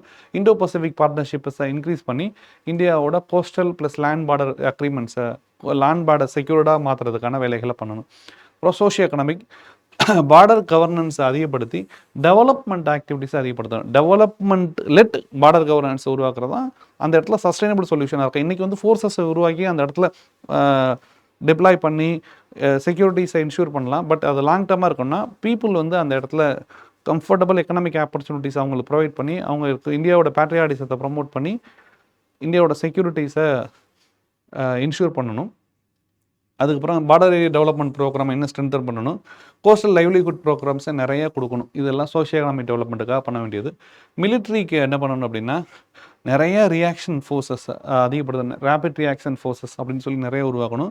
சைபர் எனேபிள்டு டிஃபென்ஸை உருவாக்கணும். இன்டர்நெட் ஸ்பேஸில் அவங்க யூஸ் பண்ணக்கூடிய மெத்தட்ஸை எத்திக்கல் ஹேக்கிங் மூலமாக டெரரிஸ்ட் வந்து இந்தியாவை ப்ரொடெக்ட் பண்ணக்கூடியதாக இருக்கணும். இது பார்டர் ஏரியாஸில் சைபர் எனேபிள்டு டெக்னாலஜிஸை உருவாக்கணும். ஸோ இதுதான் இதோட டேட்டா, இதோட கண்டென்ட். இதோட இந்த யூஸ் பண்ணக்கூடிய டேட்டாஸ் அண்ட் ஃபேக்ட்ஸ் பார்த்தீங்கன்னா டோட்டல் லேண்ட் பார்டர்ஸ் வந்து 15,106 கிலோமீட்டர்ஸ். பார்டரிங் கண்ட்ரிஸ் வந்து 7 கண்ட்ரி, பார்டரிங் ஸ்டேட்ஸ் வந்து 17 ஸ்டேட்ஸ். சீஸ்ஃபயர் வயலேஷன் இந்தியா பாக்கில் வந்து 5,000+ சீஸ்ஃபயர் வயலேஷன் 2020 நடந்துச்சு. பட் 2023-24 நியர் ஜீரோவாக இருந்துச்சு. அந்த 2021 சீஸ்ஃபயர் அக்ரிமெண்ட் இந்தியாவுக்கும் பாகிஸ்தானுக்கும் அக்ரிமெண்ட்டுக்கு அப்புறம். பட் புல்வாமா அட்டாக்கு அப்புறம் இந்தியாவுக்கும் பாகிஸ்தானுக்கும் கன்சிக்யூட்டிவ் 3 டே ஃபயரிங் நடந்தது. ஆப்ரேஷன் சிந்தூர் மூலமாக அது என்ட்ரானுச்சு. 26 பீப்புள் வந்து புல்வாமா அட்டாக்ல நமக்கு பஹல்காம் அட்டாக்ல 26 பீப்புள் வந்து இறந்து போயிட்டாங்க. அதுக்கப்புறம் நம்ம வயலேஷன்ஸ் சீஸ்ஃபயர் வயலேஷன் 2 சைடும் அதிகமாகிடுச்சு. இந்தியாவோட பார்டரிங் ஸ்டேட்ஸ் என்னென்ன கண்ட்ரிஸ் என்னென்னு பார்த்தீங்கன்னா பங்களாதேஷ் தான் இருக்கிறதுலே அதிகம், 4,096 கிலோமீட்டர்ஸ். சைனா 3,488, 3,500 பக்கத்தில். Pakistan 3,323, Nepal 1,751, Myanmar 1,643, Bhutan 699, Afghanistan 106 kilometres. இந்தியாவோட பார்டர் பண்ணக்கூடிய அந்த 7 கண்ட்ரிஸ் இருக்குது. இதோட டேட்டாவை நமக்கு யூஸ் பண்ணிக்கலாம். அதுக்கடுத்து இன்ஃபில்ட்ரேஷன் ட்ரெண்ட். ஜம்மு காஷ்மீரில் 4-fold டிக்ளைன் ஆயிருக்கு இன்ஃபில்ட்ரேஷன் 2018லேருந்து. இந்தியா பங்களாதேஷில் 2021 அப்புறம் இன்ஃபில்ட்ரேஷன் அதிகமாகிருக்கு. ஏன்னா இங்கே வந்து பெரிய எக்கனாமிக் இம்பேக்ட் நடந்திருக்கு. பெரிய இன்ஃப்ளேட்டட் எக்கனாமினால் லைவ்லிஹுட் ஆப்பர்ச்சுனிட்டிக்காக பங்களாதேஷ்லேருந்து நிறைய ரெஃப்யூஜிஸ் இந்தியாவுக்குள்ளே வர்றாங்க. இது வந்து ரெஃப்யூஜிஸ் மட்டும் இல்லாமல் அந்த ஏரியாவில் இருக்கக்கூடிய டெரரிஸ்ட்டு இந்த ரெஃப்யூஜி மூலமாக இந்தியாவுக்குள்ளே வந்து ரெஃப்யூஜி கேம்பில் இருக்காங்க அப்படின்னு சொல்கிறாங்க. ஸோ இதை டிக்ளைன் பண்ணணும். பார்டர் அவுட் போஸ்ட் வந்து ஃப்ளோட்டிங் ஆகுது. சுந்தர்பன் வெஸ்ட் பெங்காலில் இருக்கக்கூடிய சுந்தர்பன் ரீஜியனில் டெரரிஸ்ட் ரிவர் மூலமாக வரக்கூடிய அந்த அலையாத்தி காடுகள் மூலமாக வரக்கூடிய தடுக்கணும் அப்படிங்கிறதுக்காக உருவாக்கியிருக்காங்க. பார்டர் செக்யூரிட்டி போஸ்ட் வந்து 7 போஸ்ட் உருவாக்கியிருக்காங்க. இல்லீகல் மைக்ரேஷன் பற்றி சென்சஸ் என்னென்னா 5.5 மில்லியன் இல்லீகல் மைக்ரன்ஸ் இந்தியாவில் இருக்காங்க. 42% பங்களாதேஷ்லேருந்து, 13% பாகிஸ்தான்லேருந்து வராங்க. ஏன்னா பங்களாதேஷ் 1971 வரக்கப்புறம் நிறைய பேர் இந்தியாவுக்குள்ளே மைக்ரேட் ஆகி வந்திருக்காங்க. ஸோ இவங்கெல்லாம் இந்தியாவோட பார்டர் செக்யூரிட்டியில் பெரிய சேலஞ்சஸாக இருக்காங்க. கோஸ்டல் செக்யூரிட்டியில் இந்தியாவோட கோஸ்டல்லேருந்து 7,500 kilometre, 7th largest. Coastal states வந்து மொத்தம் 13 ஸ்டேட்ஸ் இருக்காங்க. பாப்புலேஷன் அந்த கோஸ்டில் இருக்கக்கூடியவங்க கிட்டத்தட்ட இந்தியாவோட பாப்புலேஷனில் 20% ஆஃப் பாப்புலேஷன் கோஸ்டல் ஸ்டேட்ஸில் தான் இருக்காங்க. போர்ட்ஸ் வந்து 12 மேஜர் போர்ட்ஸ் இருக்குது, 200க்கு மேலே மைனர் போர்ட்ஸ் இருக்குது. சர்வைலன்ஸ் வந்து 46 கோஸ்டல் ரேடார் ஸ்டேஷன்ஸ் இருக்காங்க. ஸோ இதுதான் நம்மளோட டேட்டா. ஸோ இதை பற்றி ரீசெண்டாக உள்ளது என்னென்னா 2025 சைபர் அட்டாக் வந்து பஹல்காம் அட்டாக்கு அப்புறம் 100 மில்லியன் அட்டாக்ஸ் வந்து நேஷன் முழுவதும் நடந்திருக்கு. ஒரு டீன் ஹேக்கர் 2025 குஜராத்தில் வந்து அட்டாக் பண்ண எத்திக்கல் ஹேக்கிங் பண்ணியிருக்காங்க ஆப்ரேஷன் சிந்தூர் பண்ணுறதுக்காக. அது மட்டும் இல்லாமல் இந்தியாவோட ஏரியாவில் சைபர் கிரைம் ஆக்டிவிட்டீஸில் நிறைய டெரரிஸ்ட் இன்வால்வ் ஆகியிருக்காங்க. சைபர் பார்டர் செக்யூரிட்டி வந்து வல்னரபிலிட்டியாக இருக்குது அப்படிங்கிறது தான் இதோட டேட்டாவாக இருக்குது. ஸோ இதை பற்றி ஒரு 3 கொஸ்டின் நம்ம டிஸ்கஸ் பண்ண போகிறோம். ஃபர்ஸ்ட் கொஸ்டின் என்ன கேட்டிருக்காங்கன்னா, why is maritime security is vital to provide the India sea trade, discuss the maritime and coastal security challenges and the way forward அப்படின்னு கேட்டிருக்காங்க. இது ஒரு 15 மார்க் கொஸ்டின். இது 15 மார்க் கொஸ்டின்னா என்ன பண்ணணும்னா 2.5 பேஜஸ்லேருந்து 3 பேஜஸ் எழுதணும். ஒரு இன்ட்ரோடக்ஷன் எழுத போகிறோம். இன்ட்ரோடக்ஷன் என்ன எழுதுறோம் அப்படின்னா, மேரிடைம் செக்யூரிட்டி இருக்கனால India is having long coast line, nearly 7,500 kilometer long coastline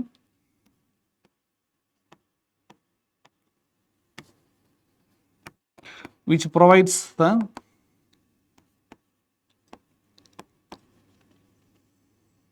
75% of the 90% of the economic value of sea trade.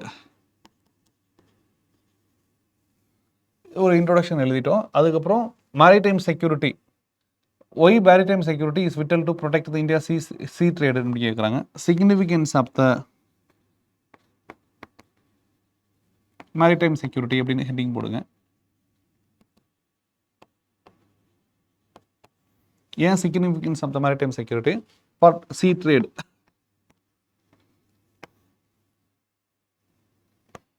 First விஷயம் பைரசி, ரெண்டாவது விஷயம் smuggling,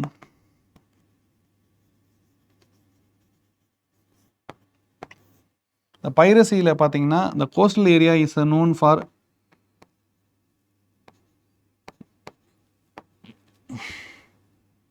piracy in recently, smuggling, illegal smuggling of gold, drugs are increasing. So இதனால நம்ம sea trade affect ஆகுது.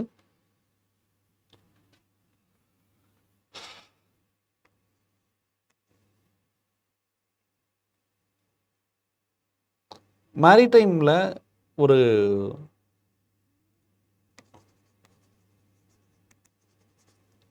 Trade roots Indo Pacific ரீஜனில் Indian ocean river is the major trade region. So இந்த ரீஜியனை protect பண்ணுறது மூலமாக தான் நம்மளால் ட்ரேட் ரூட்ஸை நம்ம அதிகப்படுத்த முடியும். ஸோ இதெல்லாம் நமக்கு வந்து மேரிடைம் செக்யூரிட்டிஸ் ப்ரொடெக்ட் த இந்தியான்னு சொல்லியிருக்காங்க. அடுத்து என்ன கேட்குறாங்கன்னா, discuss maritime and coastal security challenges and the way forward. So அந்த 3 விஷயத்த பேசணும். Maritime security challenges, coastal security challenges, way forward. First நம்ம மேரிடைம் செக்யூரிட்டி சேலஞ்சஸ்.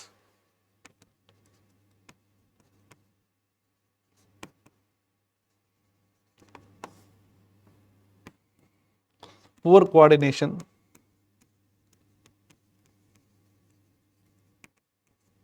யார்ட்ட navy, among the navy, coast guard and coastal polices, poor surveillance,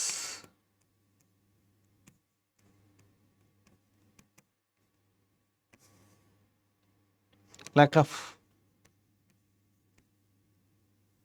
technology in surveillance,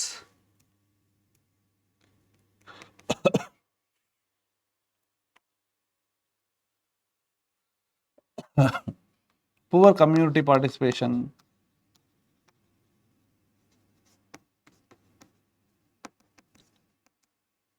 so இதெல்லாம் இதோட விஷயமா இருக்கு.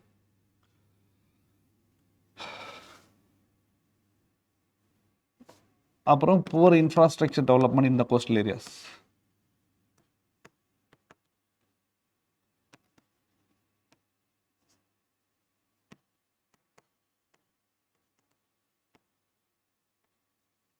So இதெல்லாம் சொல்லிடலாம். அப்புறம் லேண்ட் பார்டரில் சேலஞ்சஸ் என்ன? அதே தான் லேண்ட் பார்டரில் porous பார்டரஸ், hostile enemies, hostile neighbors, hostile neighbors,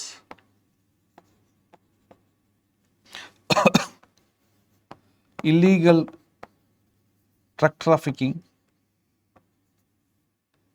truck and gold trafficking,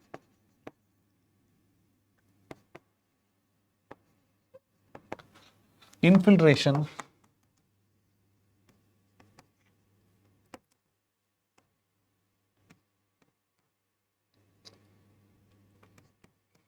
poor coordination and command. Solution way forward என்னன்னா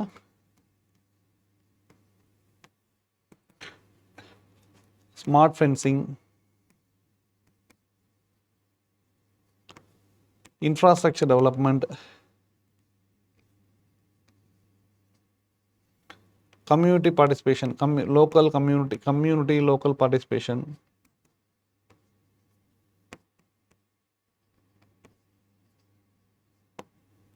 ஸோ இதெல்லாம் எழுதிட்டு கன்க்ளூஷன் என்ன எழுதலாம் அப்படின்னு கேட்டிங்கன்னா coastal security and border security, coastal security and land border security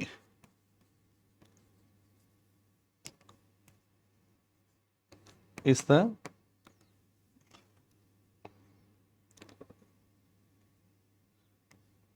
development immunity for India.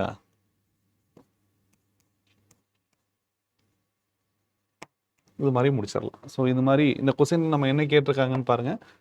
3 விஷயம். Maritime security ஏன் இம்பார்ட்டன்ட்னு கேட்குறாங்க, அதுக்கு லிஸ்ட் அவுட் பண்ணியிருக்கோம். மேரிடைம் செக்யூரிட்டியில் என்னென்ன சேலஞ்சஸ் இருக்குது, லேண்ட் பார்டரில் என்னென்ன சேலஞ்சஸ் இருக்குது, அதுக்கு வே ஃபார்வர்டு என்ன. ஸோ இதுதான் இந்த கொஸ்டினில் கேட்டிருக்காங்க. ஸோ நம்ம இதெல்லாம் எழுதியிருக்கோம். அடுத்த கொஸ்டின் என்ன கேட்டிருக்காங்கன்னா, what are the major challenges in internal security and peace process in the north eastern states, map the various peace accords and agreements initiated by the government in the past decade அப்படின்னு கேட்டிருக்காங்க. இதில் north east states இந்த மாதிரி கொஸ்டின்ஸுக்கு எல்லாமே ஒரு map போடுறது நல்லது. So இந்தியாவில் ஒரு north east India is a extremist affected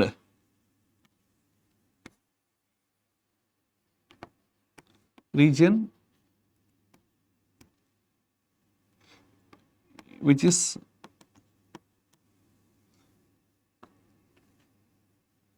acting as a threat to internal security.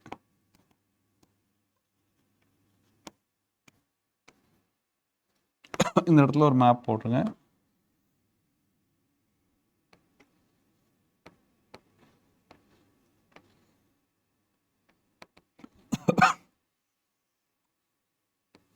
North east ரீஜனில் இருக்கக்கூடிய இஷ்யூஸை முடிஞ்சால் நீட்டாக போடுங்க. எனக்கு ஒழுங்காக போட தெரியல. இன்டர்னல் செக்யூரிட்டியில் இருக்கக்கூடிய நார்த் ஈஸ்ட் ரீஜனில் இருக்கக்கூடிய இஷ்யூஸை போடுங்க. அவங்க மேஜர் சேலஞ்சஸ்ன்னு கேட்டிருக்காங்க. ஸோ அதனால் மேஜர் சேலஞ்சஸை நேராக்டாக போயிருங்க. First reason ethnic conflict.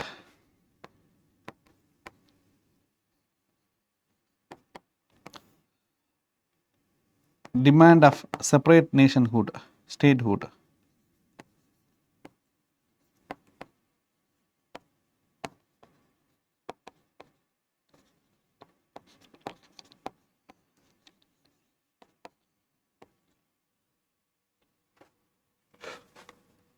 Inaccessible geographical terrains.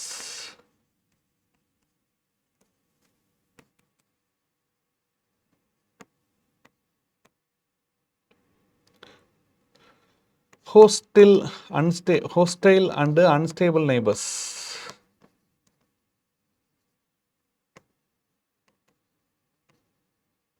Infiltration.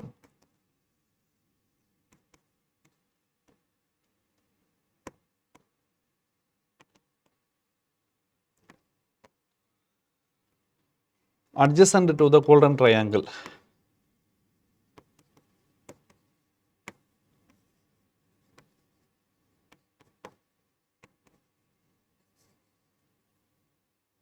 So இதெல்லாம் நமக்கு இருக்கக்கூடிய major challenges to the internal security இந்த நார்த் ஈஸ்ட் ரீஜனில்.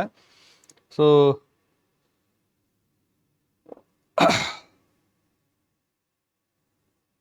அடுத்து peace process in the north east India.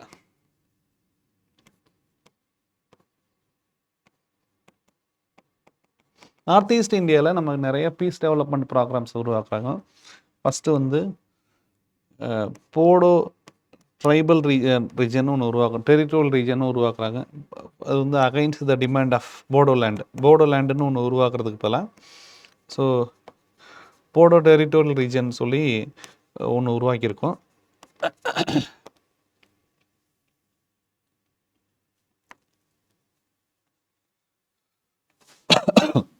Bru கம்யூனிட்டிக்கும் ரியாங் கம்யூனிட்டிக்கும் நடுவில் ஒரு அக்ரிமெண்ட் உருவாக்கியிருக்கோம். Reang community agreement.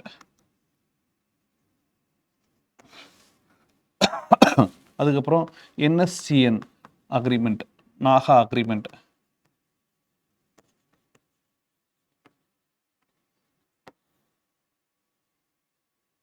அப்புறம் armed forces special power act. அந்த ஆக்ட் மூலமாக நார்த் ஈஸ்ட் ரீஜனில் செக்யூரிட்டி ஃபோர்ஸஸை டெவலப் பண்ணுறோம். அப்புறம் border integrated border management IBM system. இது வந்து இன்ஃப்ராஸ்ட்ரக்சர் டெவலப்மெண்ட்டு,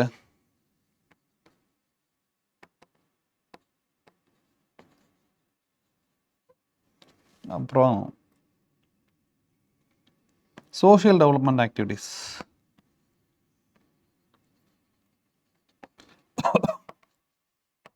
ஹெல்த், எஜுகேஷன்,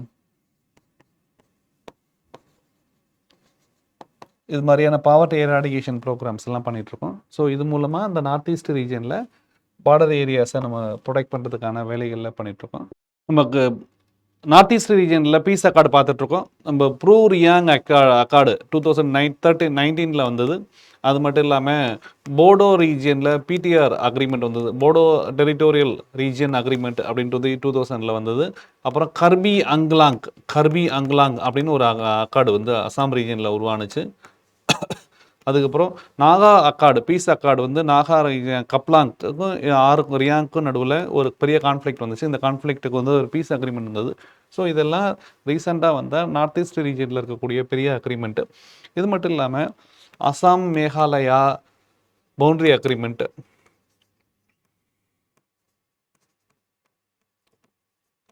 இது வந்து 2 ஸ்டேட்டுக்கு நடுவில் நடந்த அக்ரிமெண்ட்னாலும் அந்த ரீஜனில் ஒரு பீஸ் அக்ரிமெண்ட் உருவானுச்சு. ஸோ இந்த எல்லாத்தையும் லிஸ்ட் அவுட் பண்ணிட்டு கன்க்ளூஷன் எழுதணும். So north east region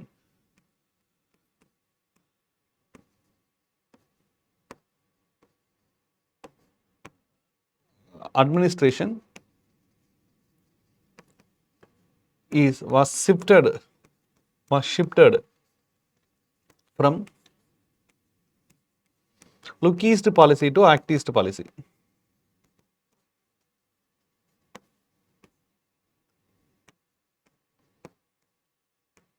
earlier கவர்மெண்ட்லாம் லுக் ஈஸ்ட் பாலிசியாக இருந்தது. இப்போ எஃபெக்டிவ் மானிட்டரிங் சர்வைலன்ஸ் மூலமாக அந்த ரீஜனில் இன்ஃப்ராஸ்ட்ரக்சர் அண்ட் டெவலப்மெண்ட் ஆக்டிவிட்டீஸை பண்ணுறோம். ஸோ அதனால் அந்த ரீஜனை வந்து பீஸ் அக்கார்டாக பீஸ்ஃபுல்லாக மாறுது அப்படின்னு சொல்கிறது தான் இதோட வேலை. So next question, third question, the use of unmanned aerial vehicle by our adversaries across the borders to ferry arms, ammunition, drugs, etc. is a serious threat to internal security. Comment on the measures being taken to tackle the threat. முதல்ல UAV attack பற்றி internal security எழுதுறேன். So border area management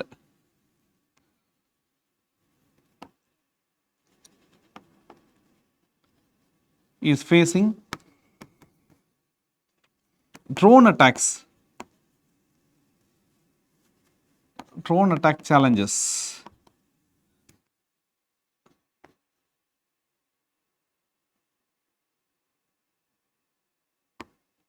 which affects the national integrity, national security and integrity.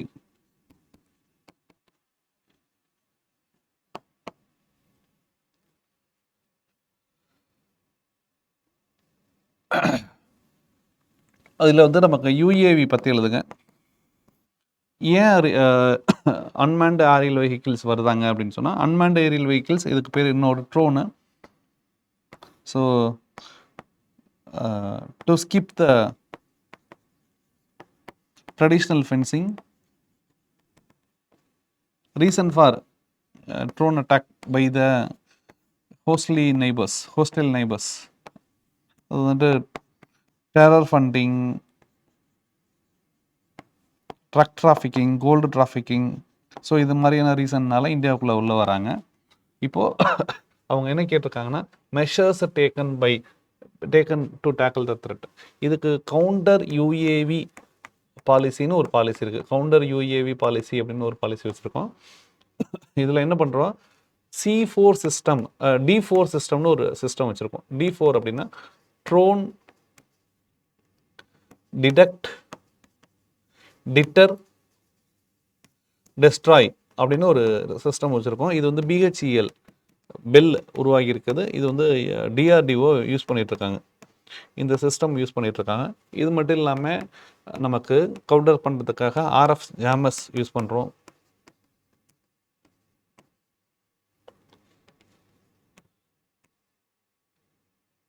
UAV anti drones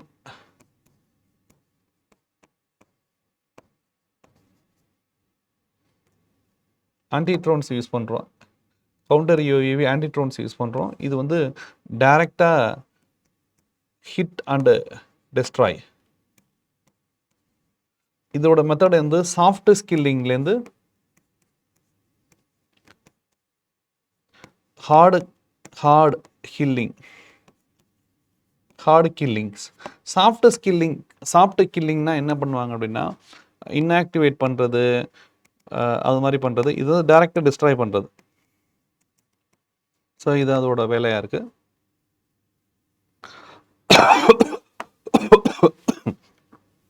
அது மட்டும் இல்லாமல் drone rules,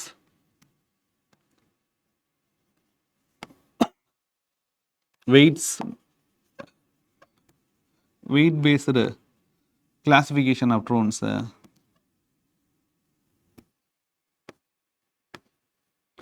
உருவாக்கியிருக்கோம். இந்த rules வந்து effective implement பண்ணால் drone trafficking இல்லாமல் போயிடுன்னு சொல்கிறாங்க. இதில் லூப் ஹோல்ஸ் இருக்குது, அதை அமெண்ட் பண்ணணும். அதுக்கப்புறம்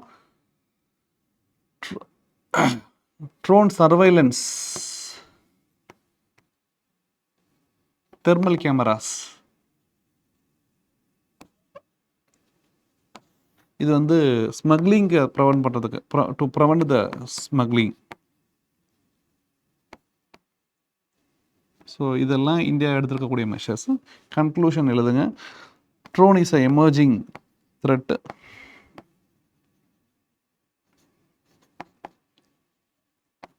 against the internal security, India's internal security.